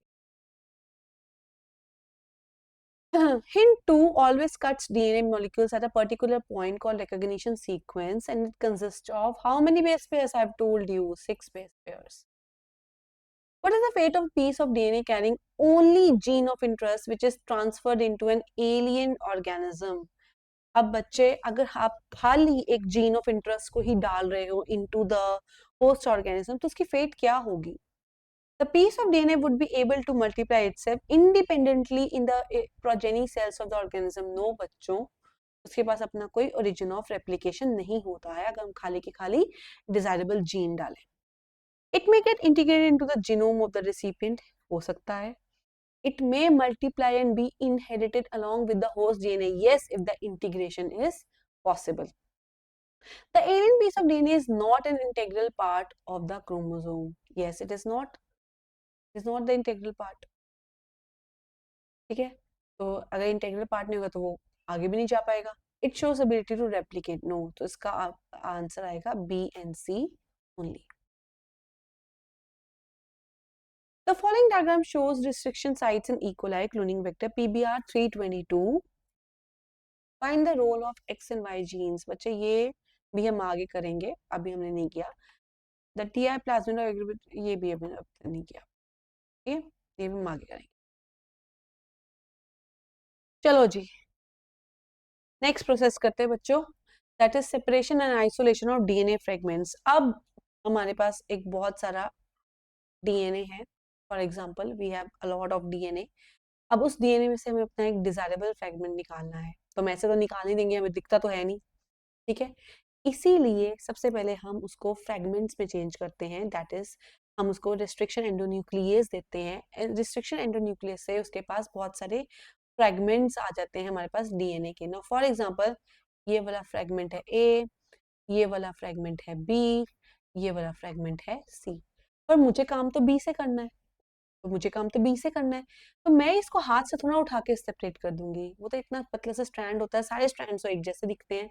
हाँ, लेकिन मुझे उसके मॉलिक्यूलर साइज के बारे में पता है कि जिस स्ट्रैंड से मुझे काम करना है उसका मॉलिक्यूलर साइज लगभग इतना होगा. तो based upon the molecular size हम उसकी सेपरेशन कर सकते हैं थ्रू जेल इलेक्ट्रोफोरेसिस. ओके, तो जेल इलेक्ट्रोफोरेसिस एक टेक्निक है जिसके अंदर हम एक इलेक्ट्रोफोरेसिस की प्लेट लगाते हैं एंड उसके अंदर हम एग्रोस जेल डालते हैं. एग्रोस एक नेचुरल पॉलीमर है जो कि हम सीवीड, रेड एल्गी वगैरह से निकालते हैं और वो एक पाउडर फॉर्म में मिलता है. उसे हम वाटर मिक्स करके एक लिक्विड मीडियम में बना के एक प्लेट के अंदर रखते हैं और उसको सॉलिडिफाई होने देते हैं. सॉलिडिफाई होने से पहले हम उस प्लेट के अंदर थोड़े से क्यूब्स रखते हैं ताकि कि एक डेप्थ बन जाए, वेल्स बन जाए एंड रेस्ट ऑफ द सारा एग्रोस जेल सॉलिबिलाइज हो जाए. सॉलिडिफाई होने के बाद ये हमारे पास जो वेल्स बनते हैं इसके अंदर हम डीएनए की लोडिंग करते हैं. तो जो नंबर 1 वेल पे आपकी डीएनए डालेगा that will be the undigested DNA. कौन सा डालेगा? Undigested DNA. आपके यहाँ पे बच्चों लिखा भी हुआ है, ये देखो, ये देखो. तो undigested DNA will be in the lane 1 and digested set of DNA fragments will be from lane 2 to 4. तो अब जो अनडाइजेस्टेड फ्रेगमेंट है वो सबसे बड़ा फ्रेगमेंट होगा, वेयर जो 2, 3, 4 में डाइजेस्टेड फ्रेगमेंट्स आले उनका साइज वेरी करेगा. तो एग्रोस जेल इलेक्ट्रोफोरेसिस में आपके पास जो जेल होती है वो एक सीविंग का काम करती है। किसका काम करती है? सीविंग का काम करती है। आप एक छन्नी लेते हो, चाय वाली छन्नी ले लो, उसके अंदर जो मोटे वाले पार्टिकल्स है वो छन्नी के ऊपर रह जाते हैं, लेकिन जो पतले वाले पार्टिकल्स है या जो बहुत ही माइन्यूट पार्टिकल्स होते हैं वो छन्नी के थ्रू निकल जाते हैं। सिमिलरली ये जो जेल होती है, ये स्टार्टिंग उसको यहाँ से स्टार्ट हो रही है, यहाँ पे एंड हो रही है, तो यहाँ से लेके यहाँ तक इसका पोर साइज डिक्रीज होता रहता है बच्चों। पोर साइज डिक्रीज हो जाता है।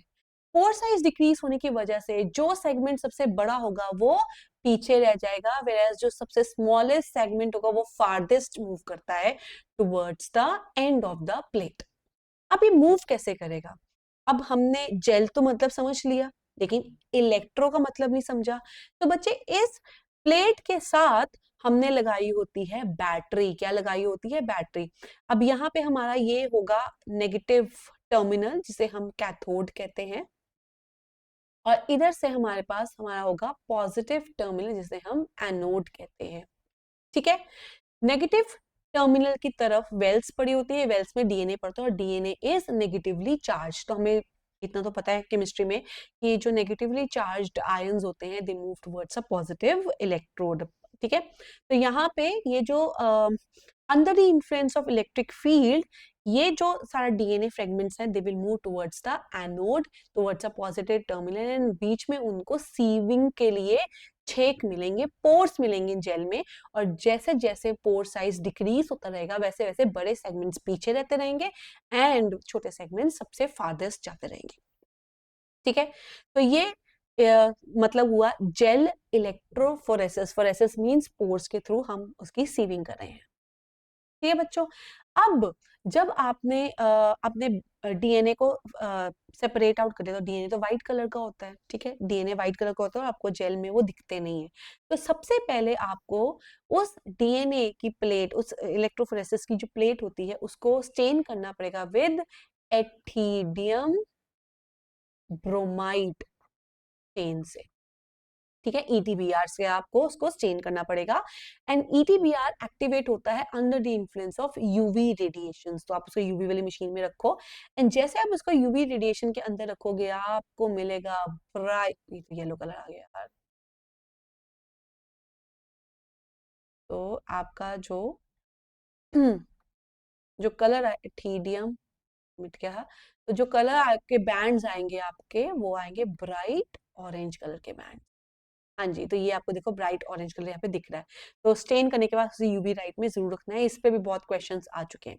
ठीक है, अब हमें बैंड्स मिल गए। ठीक है, ये सबसे बड़ा सेगमेंट था, ये उससे छोटा था और सबसे छोटे आगे चले गए। ठीक है, तो लार्जेस्ट इधर रह गए, स्मॉलेस्ट इधर आ गए। अब हमें बैंड्स मिल गए, अब हमें इसको करना होगा सेपरेशन। सेपरेशन सॉरी हो गई, अब हमें इसे बाहर निकालना पड़ेगा। तो जो प्लेट होती है वो एक बहुत ही कुशनी सॉफ्ट प्लेट होती है, उसके अंदर हम ब्लेड की थ्रू अपना डिजायर्ड डीएनए फ्रेगमेंट निकालते हैं। सपोज करो हमारा ये है डिजायर्ड डीएनए फ्रेगमेंट। ठीक है, तो इसको हम यहाँ से ब्लेड की कटिंग से यहाँ से निकालेंगे, एंड इस प्रोसेस को, निकालने वाले प्रोसेस को हम कहते हैं एल्यूशन। क्या कहते हैं? एल्यूशन। ठीक है बच्चों, एल्यूशन। और बच्चों इनको भी रीड कर लेते हैं अब एनसीईआरटी को, इतना तो समझ आया होगा आपको प्रिंसिपल। ठीक है, cutting of DNA by restriction endonuclease results in the fragments of DNA.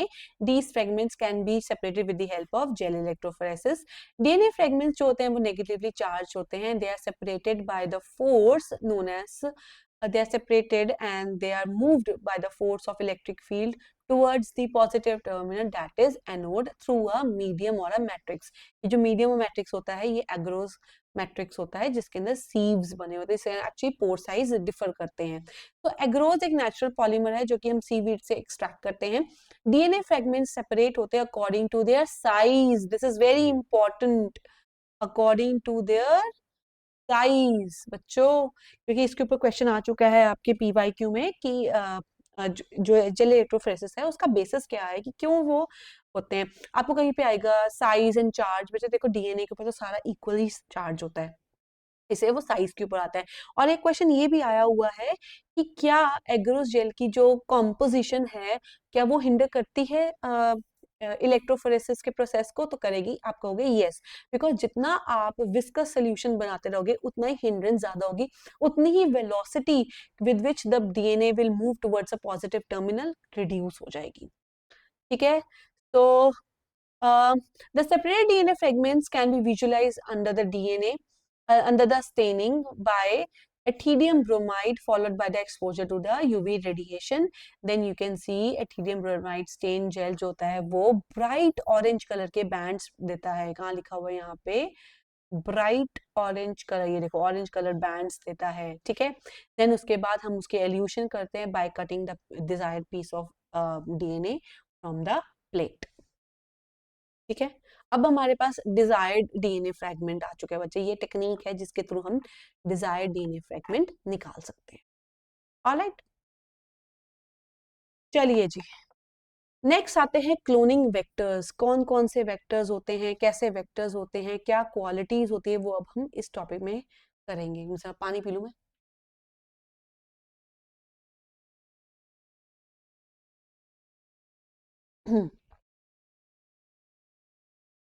ये जो पार्ट आ रहा है ना आपका, ये थोड़ा समझने वाला पार्ट है, और इसमें मैक्सिमम मैक्सिमम क्वेश्चंस आते हैं मुझे कि मैम हमें नहीं ये चीजें समझ आती। ठीक है, इसे थोड़ा ध्यान से समझना, बच्चे बहुत गलतियां कर देते हैं इसके अंदर। ठीक है, ऑलराइट, तो क्लोनिंग वेक्टर्स कैसे होते हैं बच्चे? देखो, क्लोनिंग वेक्टर्स के अंदर कुछ स्पेसिफिक क्वालिटीज होनी बहुत इंपॉर्टेंट है। For example, they should replicate autonomously, अपना एक ओरिजिन ऑफ रेप्लिकेशन इनके पास होना चाहिए। Should be able to carry the genome into the host cell, carrier vehicle अच्छा होना चाहिए। Less than 10 kb in size, जितना छोटा साइज होगा उतना बेटर ये मूव करेगा। High copy number, very important, copy number high होगा तभी तो जीन क्लोनिंग अच्छी हो सकती है। easy to isolate and purify isolation हम easy कर सकते हो। should be able to integrate with the DNA insert, जो हमने DNA fragment निकाला है हमारा desired DNA, उसके साथ integrate करना इसके लिए आसान हो। easily introduce into the host cell, suitable selectable marker। suitable selectable marker क्या होता है बच्चों? selectable marker आपको एक रिकम्बिनेंट और नॉन रिकम्बिनेंट सेल से डिफरेंशिएट कर सकता है। एक ऐसी जीन होती है किसी वेक्टर के अंदर जो आपको बता सकती है कि कौन सी कॉलोनी रिकम्बिनेंट है, कौन सी नहीं है। हम आगे करेंगे। Unique target site for restriction enzyme, restriction enzymes के लिए टारगेट साइट इसके अंदर होनी चाहिए, but each restriction enzyme should have one target site only. ज्यादा होंगी तो फ्रेगमेंटेशन हो जाएगी हमारे वेक्टर्स की। ओके, तो पढ़ लेते हैं इस चीज को भी हम। You know that plasmids and bacteriophages have the ability to replicate within bacterial cell independent of the control of the chromosome DNA because they have their own origin of replication. Bacteriophages, because of their high number per cell, they can produce high copy number. तभी हमने कहा था कि higher organisms में bacteriophages, retroviruses काम आते हैं for vector purpose. ठीक है, they have a very high copy number of their genome with the bacterial cell. Some plasmids have only few copies per cell, like 15 to 100 copies.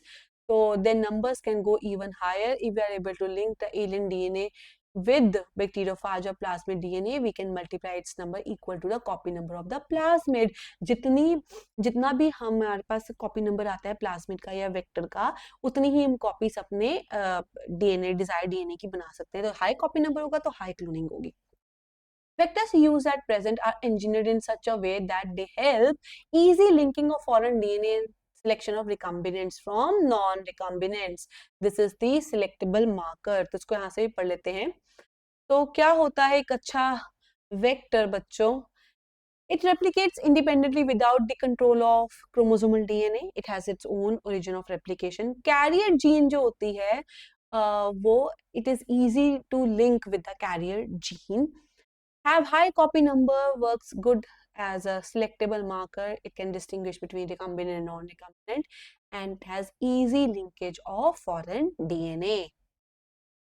ठीक है बच्चों, अब आता है मेन दिमाग खराब करने वाली कंसेप्ट की, या मैम ओरिजिन ऑफ रेप्लिकेशन क्या होती है, सिलेक्टेबल मार्कर क्या होता है। तो इस चीज को बच्चे ध्यान से समझो, बिल्कुल भी अपने कोई नोट्स बनाने में बैठ जाना, सब कुछ एनसीईआरटी है, बस इस चीज को सुनो।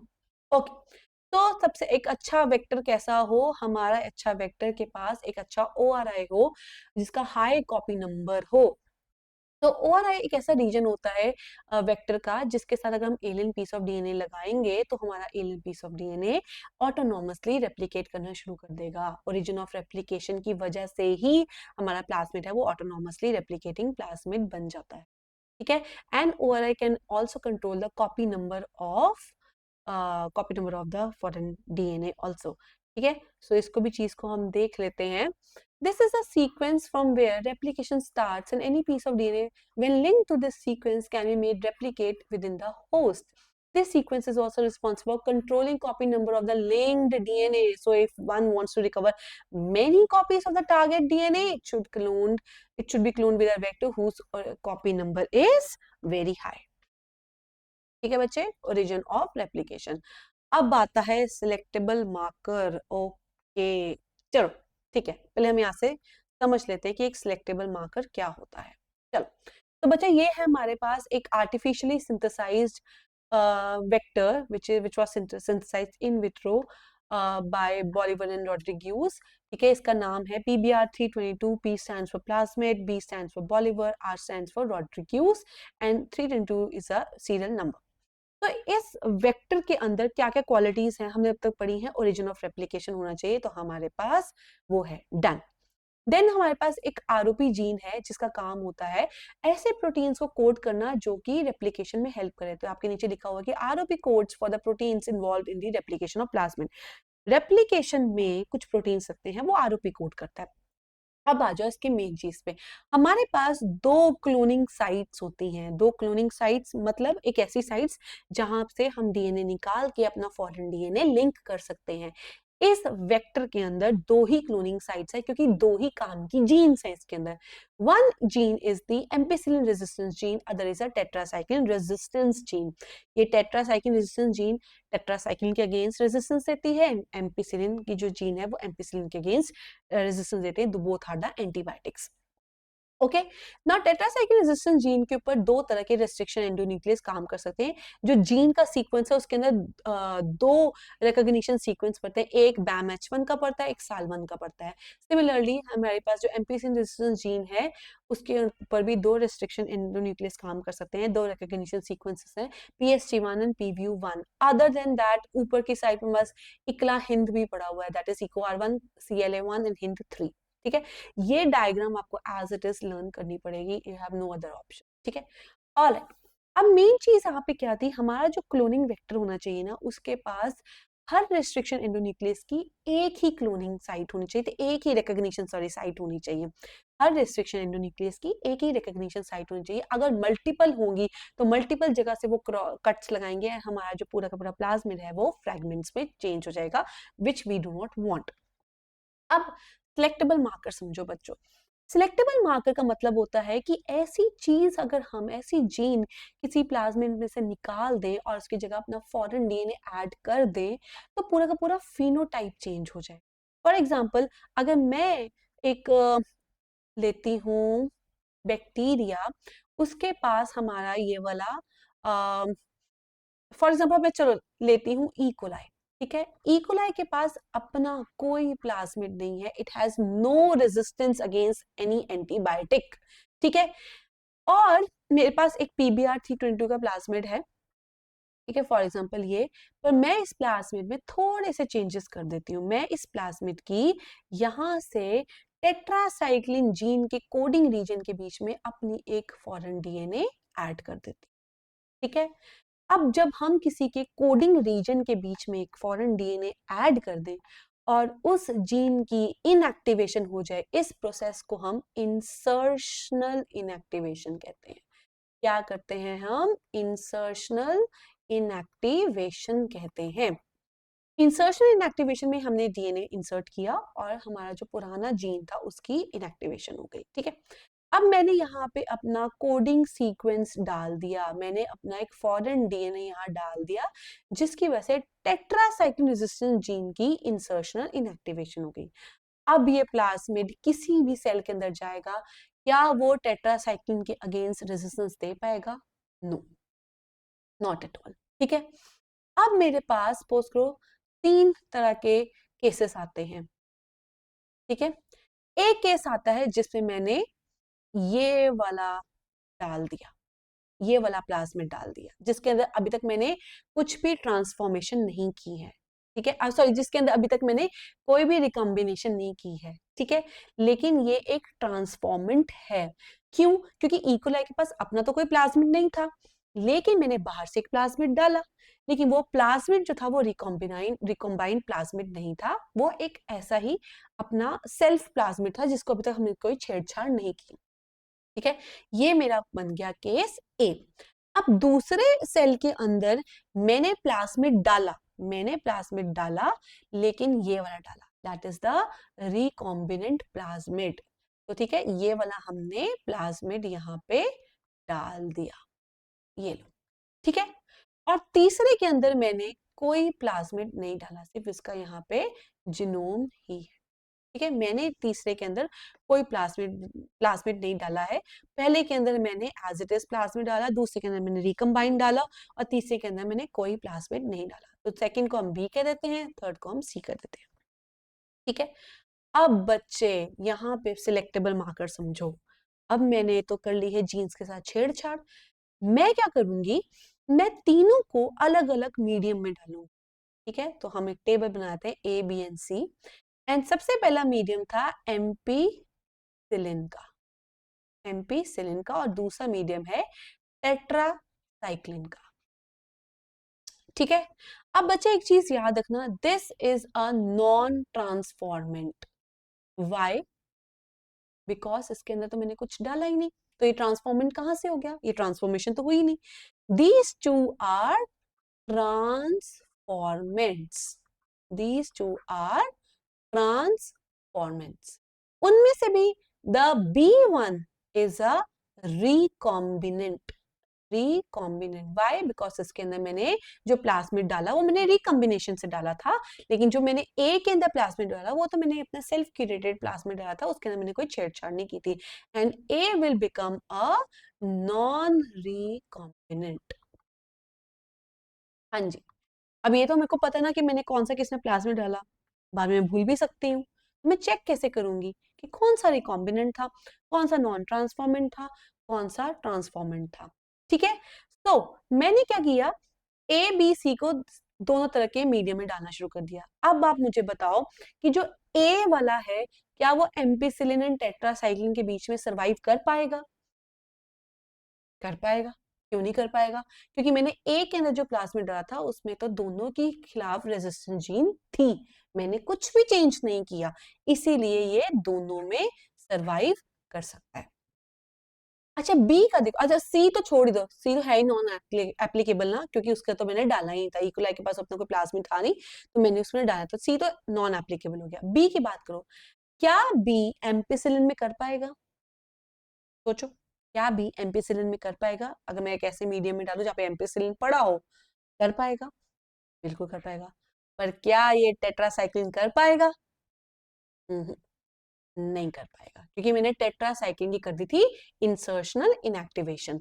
इसी से मुझे पता चल गया कि मेरा सेल कौन सा ट्रांसफॉर्मेंट था, कौन सा नहीं था, कौन सा रिकॉम्बिनेंट था, कौन सा नॉन रिकॉम्बिनेंट, ठीक है।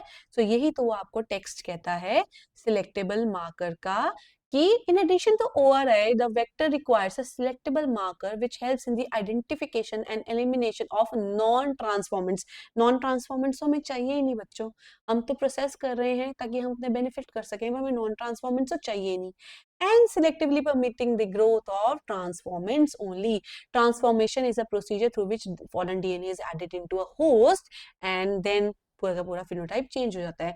नॉर्मली जो जीन्स हमें चाहिए होती है for the antibiotic resistance, that is ampicillin, chloramphenicol, tetracycline, kanamycin etcetera, तो ये सारे हमारे सिलेक्टेबल मार्कर की तरह काम करते हैं। और एक हमारा और सिलेक्टेबल मार्कर की तरह काम करता है, दैट इज लैक जीन, जो हम नेक्स्ट सेगमेंट में अभी पढ़ेंगे।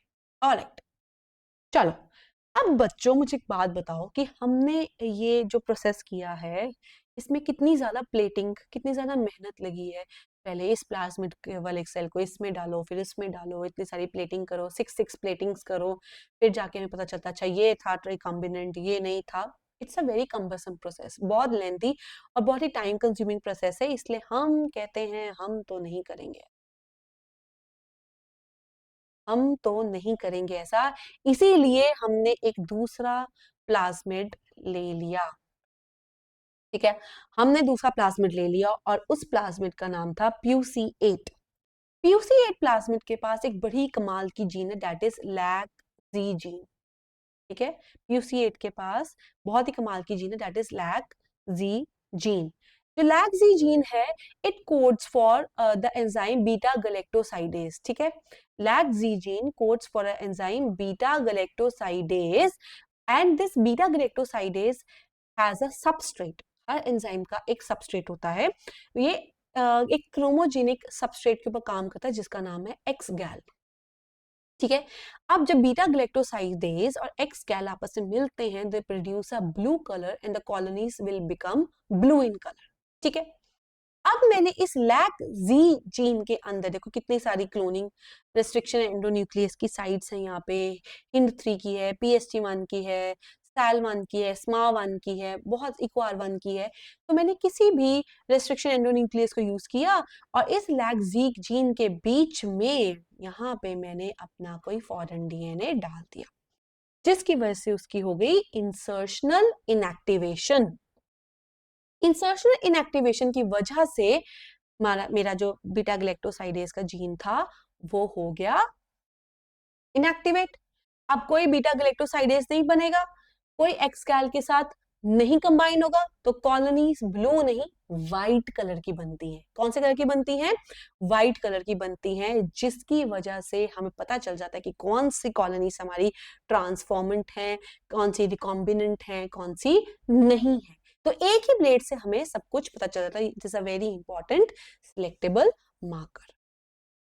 ठीक है, समझ आई? समझ आई बच्चों? रिकॉर्डिंग चल रही है मेरी? Very good. ऑलराइट, ऑलराइट, ठीक है, तो इसको हम पढ़ लेते हैं एक बार।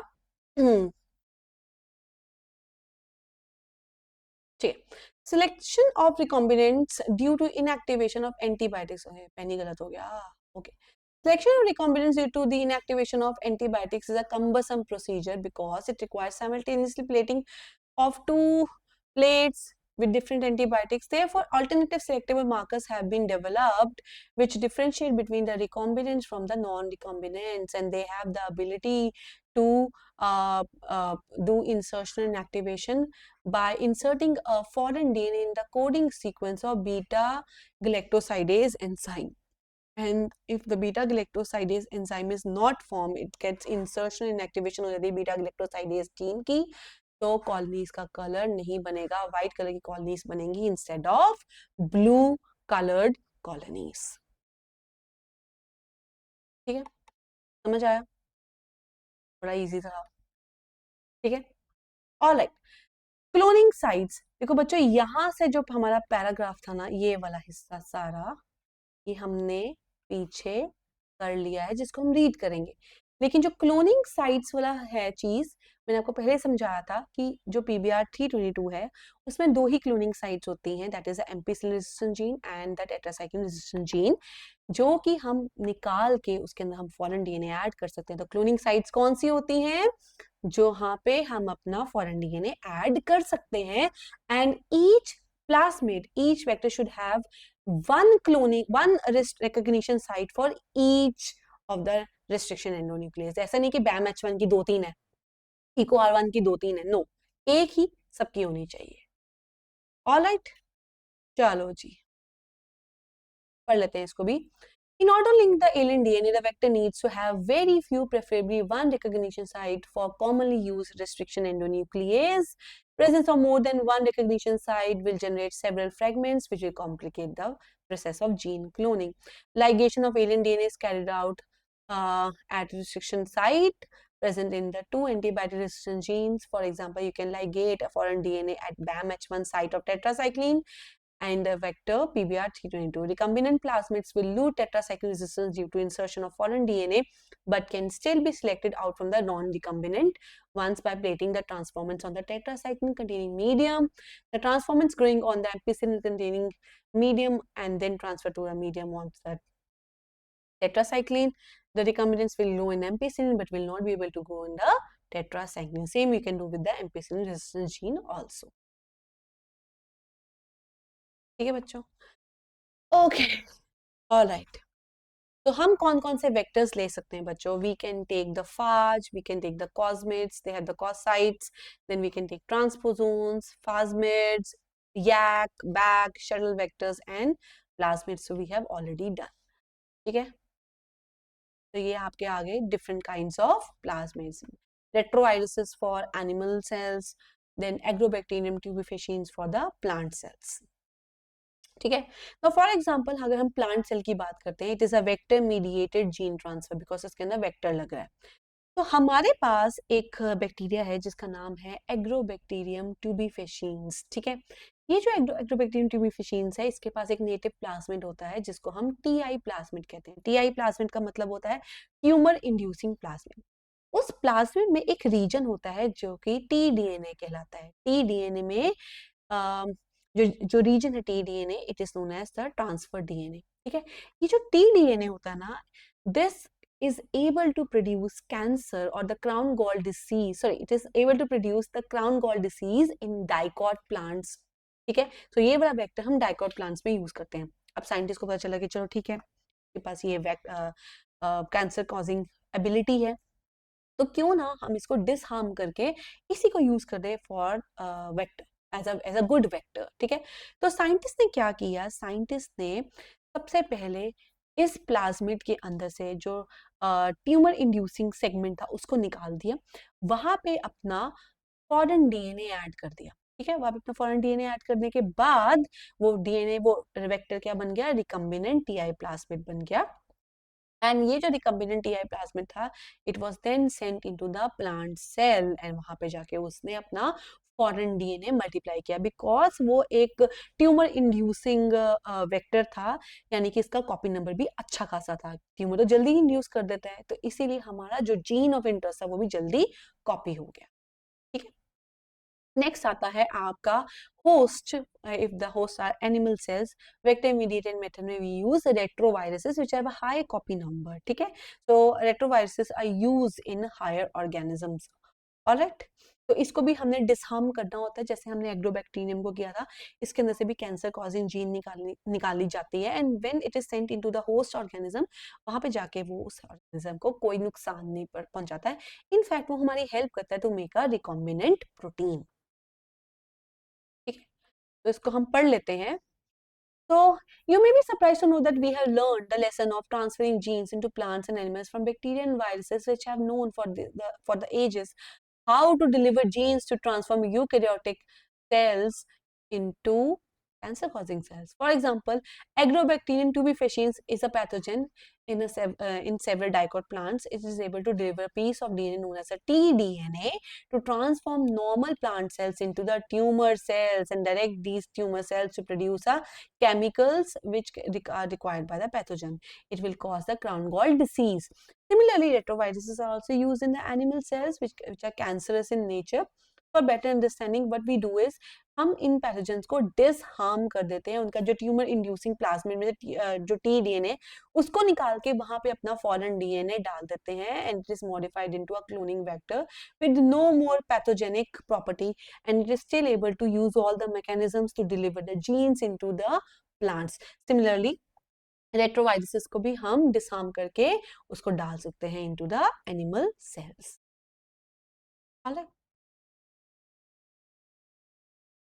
चलिए जी, ओके, चलो. तो next comes the competent host. बच्चे देखो, ऐसा क्या होता है कि जो प्लांट सेल ले लो या एनिमल सेल ले लो या फिर बैक्टीरियल सेल ले लो, कोई भी सेल रेडिली अवेलेबल तो नहीं करेगा, रेडिली अवेलेबल तो नहीं ना होगा किसी भी तरह के डीएनए को अपने अंदर डालने के लिए. ठीक है, इसीलिए उस सेल को हमें सबसे पहले कॉम्पिटेंट बनाना पड़ता है, उसको मनाना पड़ता है कि प्लीज हमारा जो सेल, जो डीएनए आप ले लो अपने अंदर और फिर उसकी कॉपीज बना दो. तो इसे हम कहते हैं making the cell, making the host competent. ठीक है, कॉम्पिटेंट होस्ट करने के लिए व्हाट वी डू इज, हम जो भी होस्ट सेल होता है उसको हम डाइवेलेंट आयन से, कैल्शियम हो गया, मैग्नीशियम हो गया, डाइवेलेंट आयंस के साथ ट्रीट कराते हैं, जिसकी वजह से उनकी जो सेल वॉल होती है बिकम्स स्लाइटली पोरस और उसके थ्रू हम अपना डाल सकते हैं डीएनए इनटू द होस्ट। अब ये एक नॉन वेक्टर मीडिएटेड मेथड है क्योंकि इसके अंदर हम वेक्टर यूज नहीं करेंगे, इसमें हम डायरेक्टली जीन को ट्रांसफर करेंगे इनटू द होस्ट। ऑलराइट, तो बैक्टीरिया के अंदर we do pores in the cell wall. कैसे? हम सबसे पहले रिकम्बिनेंट डीएनए को फोर्स करेंगे into to go into the cell by incubating the bacterial cell first on the ice, then उसको फटाफट रख देंगे 42 डिग्री सेल्सियस के ऊपर, जिसे हम हीट शॉक कहते हैं। एंड देन अगेन हम उसे आइस पे रखेंगे, देन अगेन उसे हम 42 डिग्री सेल्सियस के अंदर रखेंगे, देन अगेन आइस पे रखेंगे। और ये प्रोसेस तब तक चलता रहेगा जब तक वो बैक्टीरिया की जो सेल वॉल है वो पोरस ना हो जाए एंड हमारा जो फॉरेन डीएनए है वो एंटर ना हो जाए। ठीक है, तो ये होता है इन टेक्निक ऑफ बैक्टीरिया की हम उसको हीट ट्रीटमेंट देते हैं 42 डिग्री सेल्सियस पे alternatively keeping it on the ice bath, then again heat shock, then again ice bath. ठीक है, अगर मैं एनिमल सेल्स की बात करूं तो एनिमल सेल्स में there is a technique known as micro injection. इस इंजेक्शन के अंदर डायरेक्टली डीएनए भरा जाता है, द फॉरेन डीएनए, एंड उसको डायरेक्टली न्यूक्लियस के अंदर इम्प्लांट कर दिया जाता है, इंजेक्ट कर दिया जाता है, एंड डायरेक्टली हमारा जो बेसिक जीन है वो चला जाता है हमारे डीएनए हमारे होस्ट सेल के अंदर। नेक्स्ट में आता है बायोलिस्टिक्स और जीन गन मेथड। इसमें बच्चे हमारे पास एक जीन होती है जिसके अंदर हमने गोल्ड एंड टंगस्टन के जो पार्टिकल्स होते हैं उसको हमने डीएनए से कोट किया होता है। ठीक है, अंदर क्या होता है? गोल्ड और टंगस्टन। ठीक है, और उसको हमने डीएनए के साथ किया होता है कोट और इस जीन गन के अंदर लोड किया होता है। इस जीन गन को जब आप फायर करोगे ना तो इतनी जोर से बॉम्बारमेंट होगी, इतनी हाई वेलोसिटी से बॉम्बारमेंट होगी कि एकदम सेल वॉल को चीरते हुए हमारा जो ये डीएनए है वो अंदर चला जाएगा, गोल्ड बाहर रह जाएगा, डीएनए अंदर एंटर हो जाएगा। ठीक है, इंपॉर्टेंट है, इस पे भी क्वेश्चन आया हुआ है। ठीक है, देन आप you can use electroporation method जिसमें हम इलेक्ट्रिक इम्पल्स डाल के प्लाज्मा लेमा को पोरस बना सकते हो किसी भी सेल के। And then last is polyethylene glycol polyvinyl alcohol, ये भी प्लांट सेल को पोरस बनाने के काम आते हैं। चलिए जी, नेक्स्ट आता है process of recombinant DNA technology. अब इस पे किस तरह के क्वेश्चन आते हैं बच्चे? इस पे क्वेश्चन आ जाएंगे, आपको सारे प्रोसेसेस को सीरियल वाइज लगाना पड़ेगा कि पहला कौन सा आता है, दूसरा कौन सा आता है, एक्सेट्रा। तो इस पे बहुत इंपॉर्टेंट क्वेश्चन आता है। तो सबसे पहले we will isolate our DNA, हमें डीएनए निकालना पड़ेगा फ्रॉम द सेल। देन उसकी हम करेंगे फ्रेगमेंटेशन। क्या करेंगे हम? Fragmentation with the help of restriction endonuclease. Then उसको हम आइसोलेट करेंगे with the help of gel electrophoresis. Electrophoresis करने के बाद जो हमें डिजायर्ड डीएनए फ्रेगमेंट मिल जाएगा, हम उसकी एम्प्लीफिकेशन करेंगे with the help of PCR. PCR लगाने के बाद अब हम लाइगेशन करेंगे उस डीएनए की विद द वेक्टर, और वेक्टर को ट्रांसफर कर देंगे into the host, and host के बाद फिर ट्रांसफर होने के बाद वो अंदर जाके क्लोनिंग करेगा और डिजायर्ड प्रोटीन बनाएगा। तो चलिए हम एक एक करके सारे स्टेप्स को समझ लेते हैं। हाँ जी, डीएनए आइसोलेशन। अब एक सेल है जिसके अंदर से आपको डीएनए निकालना है, पर क्या खाली डीएनए पड़ा होगा? क्या खाली डीएनए पड़ा होगा? नहीं, उसके अंदर प्रोटीन्स भी होंगे, उसके अंदर लिपिड्स भी होंगे, उसके अंदर आरएनए भी होगा, और भी बड़ी सारी बेकार की चीजें पड़ी होंगी। ठीक है, तो हमें क्या करना है?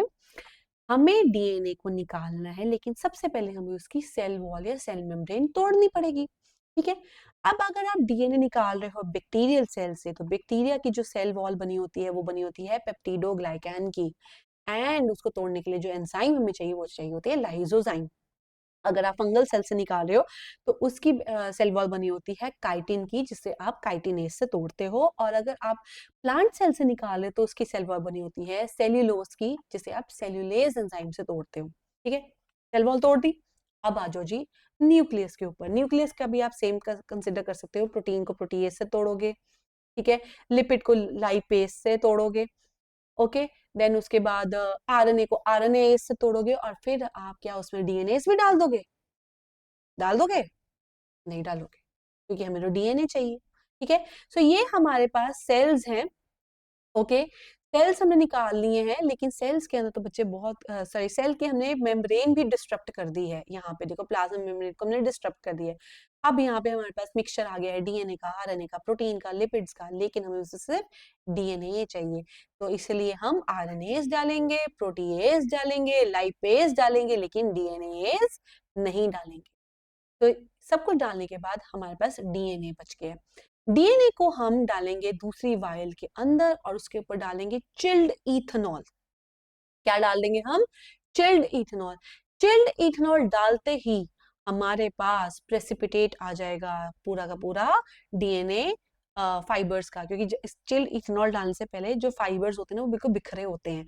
जैसे आप चिल्ड इथेनॉल डालोगे वो एकदम से पीपीटी बना देंगे, ठीक है, प्रेसिपिटेट बना देंगे उसका, एंड देन उसको स्पूलिंग की हेल्प से आप निकाल के आप यूज कर सकते हो इन द लैब। तो this process is known as spooling. ये आपके एनसीईआरटी डायग्राम्स हैं। और स्पूलिंग, स्पूलिंग से क्या करते हो आप? डीएनए का प्रेसिपिटेट निकालते हो, ठीक है। नेक्स्ट, अच्छा, ये चिल्ड इथेनॉल पे मैं कहती भर भर के क्वेश्चन आ चुके हैं कि चिल्ड इथेनॉल अब क्यों निकाल डालते हैं, किसको प्रेसिपिटेट करके निकालते हैं, तो दैट विल बी डीएनए लिक्यूल। ऑलराइट, नेक्स्ट आता है फ्रैगमेंटेशन। बच्चे फ्रैगमेंटेशन में क्या होता है कि हमने रेस्ट्रिक्शन एंडोन्यूक्लियस डाला, बिकॉज हमारे पास बहुत लंबा डीएनए है, तो हमने उसको रेस्ट्रिक्शन एंडोन्यूक्लियस की साइड्स के हिसाब से डाला। रेस्ट्रिक्शन एंडोन्यूक्लियस ने अपनी अपनी साइड्स ढूंढी जहां जहां उसकी वो साइड थी और डीएनए को कट करना शुरू कर दिया, फ्रैगमेंट्स में चेंज कर दिया, बहुत सारे फ्रैगमेंट्स को। फिर हमने आइसोलेट करना है with the help of gel electrophoresis. तो एक बार हम पीछे भी पढ़ लेते हैं।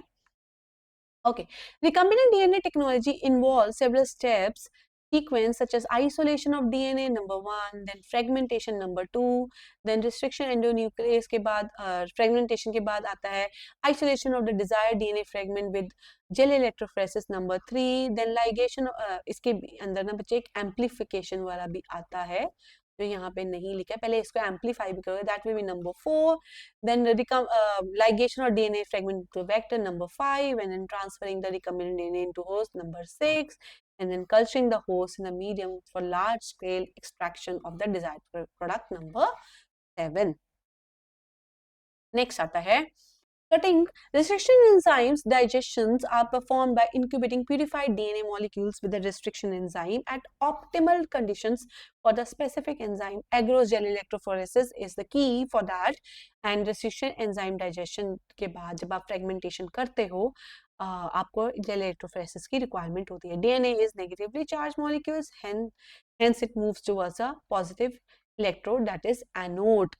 This process is repeated with the vector DNA also. vector DNA के साथ भी हम करते हैं, जहां पे हमें उसको ligate करना है, हम उस fragment को निकाल देते हैं.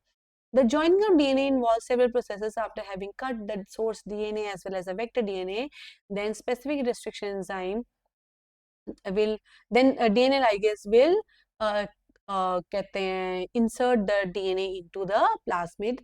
उसको help करेगा ligate करने में. Okay. Next आता है amplification of gene of interest. It was this method is known as polymerase chain reaction, which was developed by Kary Mullis. अब बच्चे ये बहुत ही important concept है, मतलब कि इतने questions मैंने इसमें से देख लिए ना कि क्या कहूँ, बड़ी खुशी हो गई कि इतना easy concept है, लेकिन इसके ऊपर questions भर भर के आ चुके हैं. Polymerase chain reaction में आप एक वेसल लेते हो, वेसल के अंदर अपना डीएनए डालते हो, क्योंकि आप अपने डीएनए की मल्टीपल कॉपीज करनी है. क्या करते हो आप कि आप एक छोटे से डीएनए फ्रैगमेंट से तो काम कर नहीं सकते, हो सकता है वो खराब हो जाए, गुम जाए, आपके हाथ से कहीं गिर जाए, तो क्या करोगे? दोबारा सारा रिकम्बिनेंट डीएनए का प्रोसेस निकालोगे, दोबारा जेल इलेक्ट्रोफोरेसिस करोगे, रिस्ट्रिक्शन एंजाइम यूज करोगे? नो, आप क्या करते हो, पहले उसकी मल्टीपल कॉपीज बनाते हो, तो क्या अगर कुछ चीज खराब भी हो जाए तो आपके पास और कॉपीज हो. तो इसे हम कहते हैं amplification of DNA, which is done by polymerase chain reaction, PCR.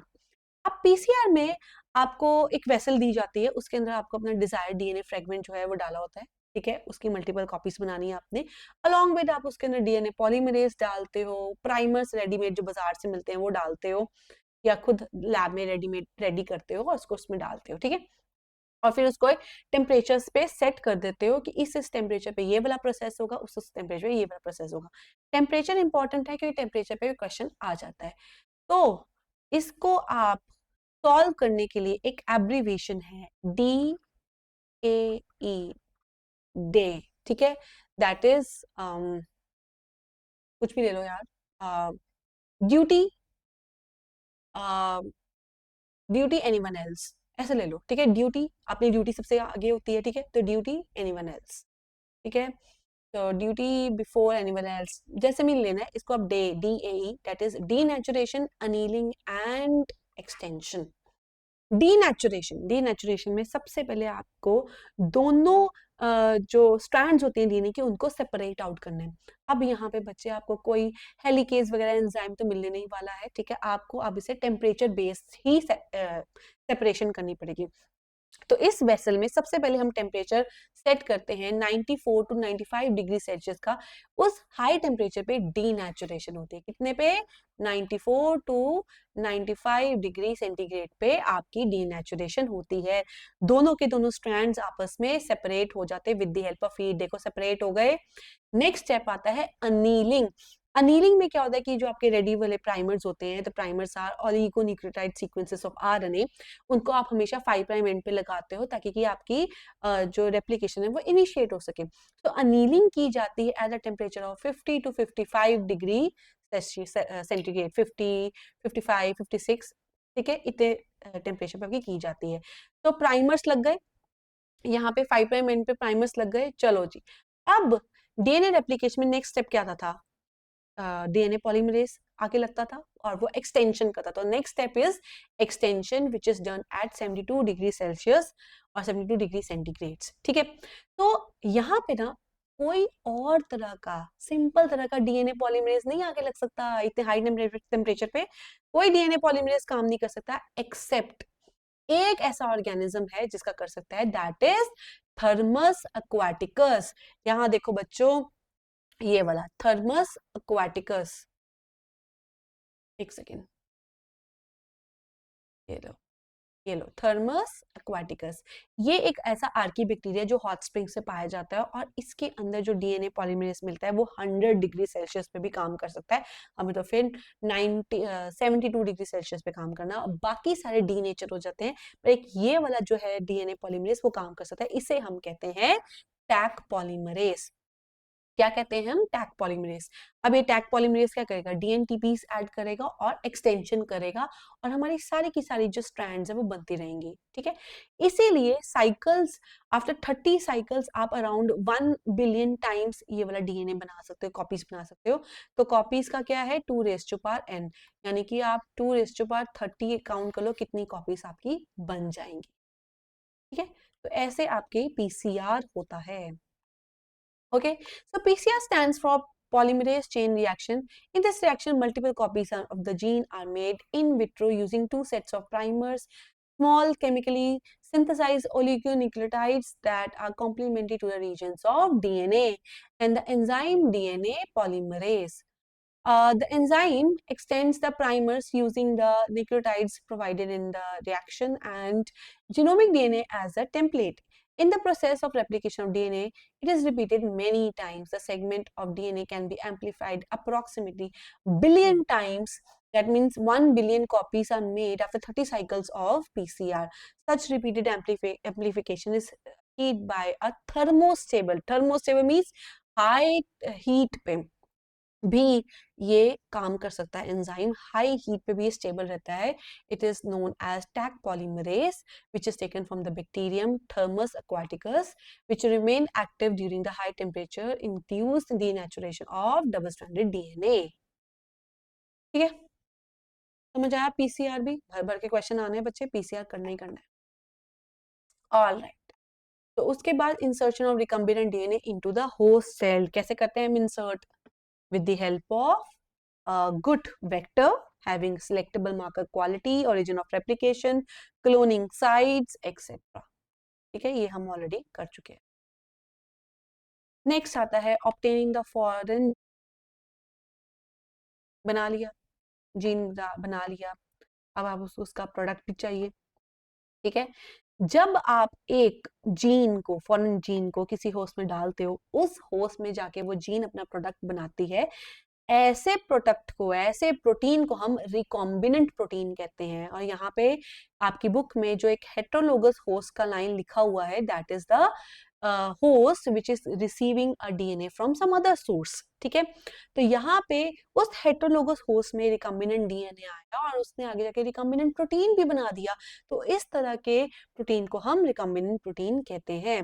अब आपको बहुत लार्ज स्केल पे ये प्रोटीन चाहिए, एक के लिए तो बना नहीं रहे। अगर आपने इंसुलिन के इंजेक्शंस बनाए तो एक बंदे के तो बनाओगे नहीं। अगर आपने क्रॉप यील्ड, एक होते हैं ना कि बायोटेक्नोलॉजी के जीएमओस क्रॉप्स होते हैं, वो आपने एक बंदे के तो बनाए, तो लार्ज स्केल पे बनाने होते हैं ना हमें, इसीलिए हम लार्ज लार्ज वेसल्स यूज करते हैं। अराउंड 1000 लीटर्स की वेसल्स यूज करते हैं, जिसके हम लार्ज स्केल में प्रोडक्शन कर सकते हैं। उन वेसल्स को हम कहते हैं बायो रिएक्टर्स। मींस एक ऐसी वेसल जिसके अंदर रिएक्शन चल रही है between the biotic components and the abiotic components. Okay, देख लेते हैं सबसे पहले हम अपने बायो रिएक्टर्स। तो दो तरह के बायो रिएक्टर्स आते हैं बच्चे यहाँ पे। एक आता है आपके पास simple stirred tank bio reactor, दूसरा आता है sparged stirred tank bio reactor. Simple stirred tank bioreactor का जो बेस होता है बच्चे, वो कर्व्ड होता है। देखो यहाँ पे ये बेस कर्व्ड होता है और इसके पास एक एगिटेटर सिस्टम होता है जो कि बेस से जुड़ा होता है। वो एगिटेटर सिस्टम के पास ब्लेड्स होते हैं, इम्पेलर्स होते हैं, और वो जब सिस्टम मोटर से घूमता है तो सारे इम्पेलर्स पूरे के पूरे मीडियम को मिक्स करते हैं थॉरली। ये नहीं कि एक जगह पे ऑक्सीजन का कंटेंट ज्यादा है, एक जगह पे न्यूट्रिएंट्स का कंटेंट ज्यादा है, क्योंकि इस वेसल के अंदर हम सब कुछ डालते हैं। हम सेल्स डालते हैं जिसके अंदर रिकॉम्बिनेंट डीएनए गया हुआ है, जिसने आगे जाके रिकॉम्बिनेंट प्रोटीन बनाना है। हम उन सेल्स के लिए optimum pH conditions, temperature conditions रखते हैं, उसके खाने पीने की सुविधा रखते हैं, अच्छे न्यूट्रिएंट्स डालते हैं, देन ऑक्सीजन, एरोबिक रेस्पिरेशन उनकी हो सके तो ऑक्सीजन भर भर के डालते हैं। लेकिन हम जो एगिटेटर सिस्टम हमने रखा है उसके थ्रू वो जो मिक्सिंग है उस पूरे मीडियम की इवनली होती रहती है। तो यहाँ पे भी जो एगिटेटर सिस्टम है वो घूमेगा और इवनली ऑक्सीजन को हर कोने में सप्लाई करेगा, न्यूट्रिएंट्स को हर कोने में सप्लाई करेगा, ठीक है। सो इसके पास एक मोटर होती है, एसिड बेस बटन होता है जिसमें पीएच कंट्रोल कर सकते हो, स्टीम का बटन होता है जो कि स्टीम आप डाल सकते हो उसके अंदर, ताकि आप स्टरलाइजेशन रखो, उसके अंदर स्टरलाइल एनवायरनमेंट रखो, जिसे हम बायोप्रोसेस इंजीनियरिंग भी कहते हैं, ठीक है। तो ये हमारा एक सिंपल स्टर टैंक बायोरिएक्टर होता है जो कि सिंपल बेस पे काम करता है, ठीक है। So these are the simple type of and consist of stirrer with help which help in mixing and even distribution of oxygen throughout the reactor. It is usually cylindrical or have a curved base. अब curved base क्यों रखा जाता है कि better mixing हो सके, better absorption हो सके और सब nutrients की, ठीक है। Arrangements are provided to maintain temperature, pH, foam and delivery of oxygen to the vessel. Next आता है आपका स्पार्ज्ड स्टर्ड टैंक बायोरिएक्टर। इसके अंदर बच्चे हमारे पास इनलेट एंड आउटलेट पाइप्स होती हैं। दो तरह के सिस्टम होते हैं, बैच सिस्टम होता है और कंटिन्यूस सिस्टम होता है।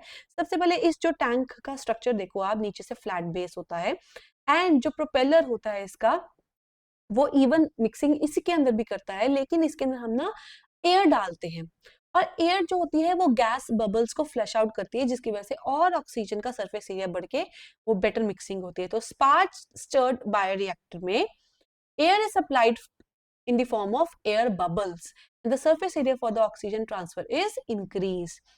Fermentation of the raw materials is carried out in the bioreactor. दो तरह की fermentation होती है, batch fermentation and continuous fermentation.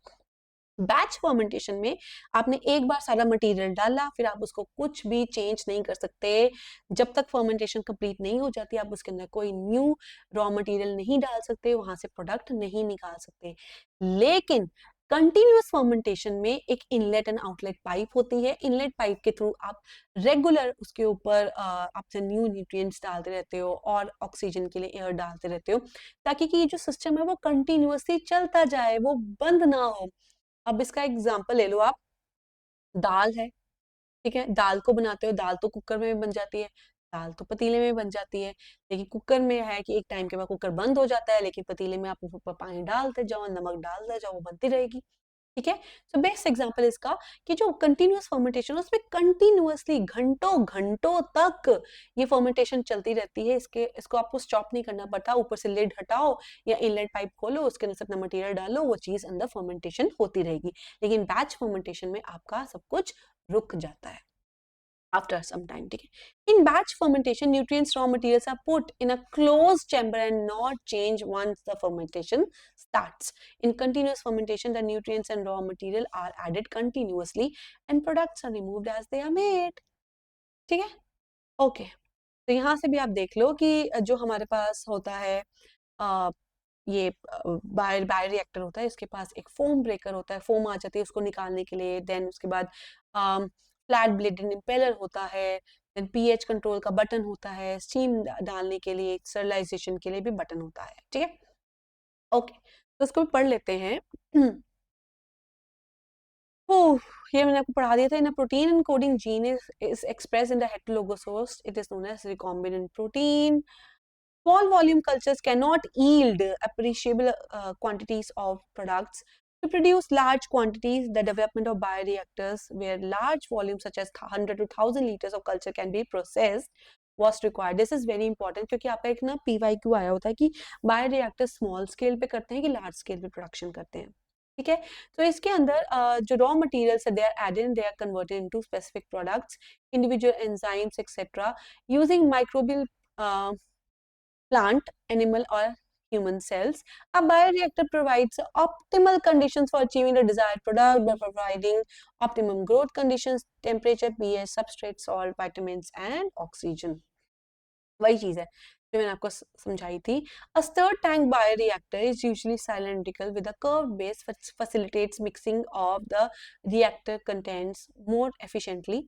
Stirrer facilitates even mixing and oxygen availability throughout the bioreactor. Alternatively, अभी ये sparged की बात होने जा रही है.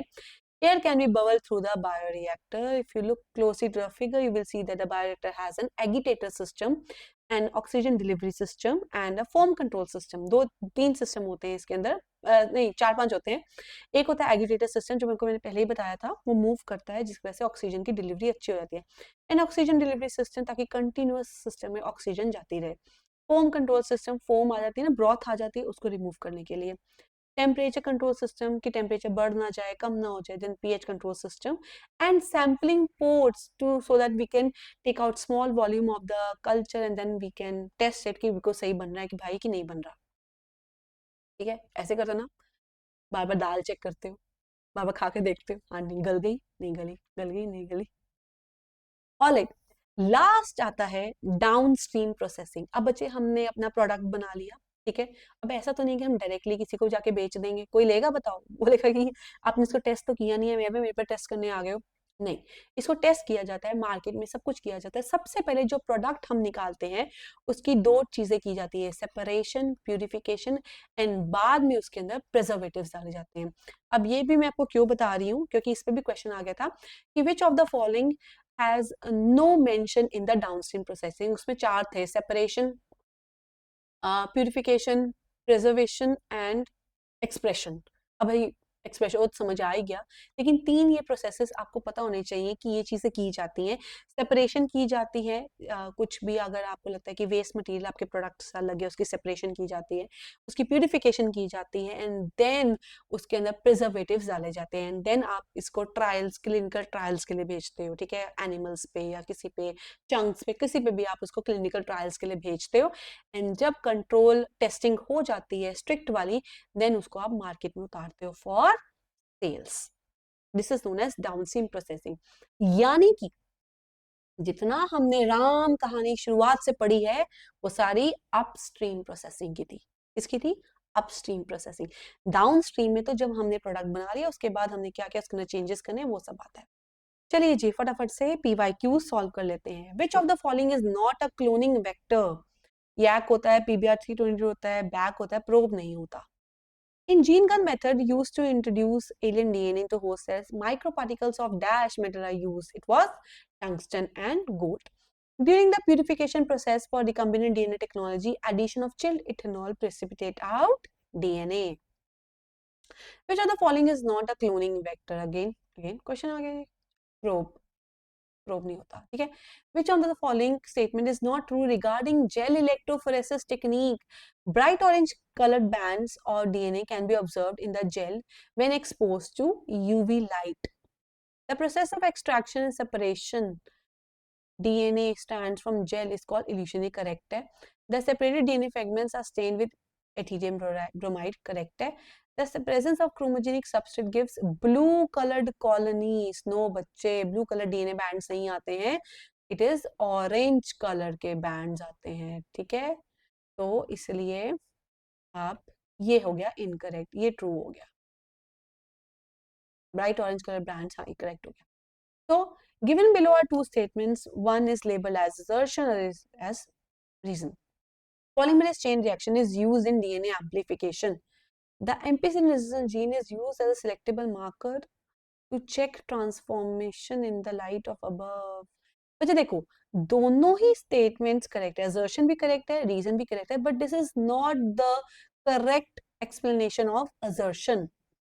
So A is also correct, R is also correct, but it is not the correct explanation of A. Which of the following is not a desirable feature of cloning vector? Presence of two or more recognition sites. Origin of replication होना चाहिए. Marker gene होनी चाहिए. Presence of single restriction enzyme site ये होनी चाहिए. ये नहीं होना चाहिए, तो इसका ऑप्शन 1 है ना. एक बार में तो हम एक ही restriction site रखते हैं ताकि कि fragmentation ना हो जाए. Separation of DNA fragments is done by technique known as separation, that is gel electrophoresis. Match the list 1 with list 2. Gene gun, चलो जी. Used to transfer of gene. Used to transfer of gene. Gene therapy हम आगे पढ़ेंगे. इसमें हम faulty genes को correct करते हैं, तो replacement of faulty gene by normal healthy gene. Gene cloning to obtain identical copies, genome, total DNA. तो A का 2 ऑप्शन देखो, A का 2, B का 1, C का 4, ये वाला ऑप्शन हो जाएगा. D का 3. Next, which of the following methods is not used commonly for introducing foreign DNA into the plant cell? बच्चे plant cell में देखना है अब, ठीक है. एक्टोबैक्टीरियम करते हैं हम, जीन गन करते हैं, जैसे हम पैथोजन करते हैं, बैक्टीरियोफेजेस नहीं करते, तो इसका ऑप्शन क्या हो जाएगा? 4. DNA strands on a gel stained with ethidium bromide when viewed under UV radiation appear as bright orange bands. Plasmid PBR322 has a PST1 restriction enzyme site within gene ampicillin resistance gene that confers ampicillin resistance. If this enzyme is used for inserting a gene for beta-galactoside production and the recombinant plasmid is inserted into the E. coli strain, then बच्चे ये पूछ रहे हैं कि अगर हम PBR322 में एम्पिसिन resistant gene की जगह बीटा गैलेक्टोसाइडेज की जीन डाल दें, एम्पिसिन जीन को खराब कर दें, तो क्या होगा? It will lead to the lysis of the host cell? No. It will be able to produce a novel protein with dual abilities? No, because या बीटा गैलेक्टोसाइडेज काम करती, ठीक है, या उससे पहले एम्पिसिलिन अगर होता तो काम करती. It will not be able to confer ampicillin resistance to the host. नहीं दे पाएगा, रेजिस्टेंस नहीं दे पाएगा, जीन ही निकाल दी हमने, खराब कर दी. The transformed cells will have the ability to resist ampicillin? No, not at all. Next, in gel electrophoresis, separated DNA fragments can be visualized with the help of, Anji, इसके है ethidium bromide in UV radiation. Upon exposure to UV radiation, DNA stained with ethidium bromide will show bright orange color bands. The enzyme A is needed for isolating genetic material from plant cell and enzyme B for isolating genetic material from the fungus. So choose the following. तो plant cell से हम जो enzyme लेते थे वो था cellulase, because cellulase तो ना, cellulose की थी उसकी cell wall, तो cellulase हो गया. एंड दूसरा आता है फंगस, तो उससे हम काइटिनेज लेते थे, तो फिर ये हो गया option 2. In a purification process for recombinant DNA technology, addition of chilled ethanol precipitate out DNA. Which of the following is a correct sequence? देखा आ गया ना क्वेश्चन PCR का. It was DAE, that is denaturation, annealing and extension. The Taq polymerase enzyme is obtained from Thermus aquaticus. Which of the following is not a component of downstream processing? देखो ये भी question आ गया. हाँ जी, separation होता है, purification होता है, preservation होता है. SPP, SPP, ठीक है, SPP वो वाला नहीं, कार्टून वाला नहीं, SPP, that means expression will be the right answer. चलिए जी, हो गए सारे फिनिश। बच्चों अगर कोई भी अभी भी डाउट हो रहा होगा ना, प्लीज कमेंट सेक्शन में लीव कर देना, ठीक है। मैं आपके सारे डाउट्स क्लियर कर दूंगी। प्लीज सेशन को लाइक कर देना, चैनल को सब्सक्राइब कर देना, और मुझे ये भी बता देना कि कौन सा चैप्टर आपको नेक्स्ट ऐसे पढ़ना है, फुल रिवीजन, फुल PYQs, ठीक है। Till then bye bye.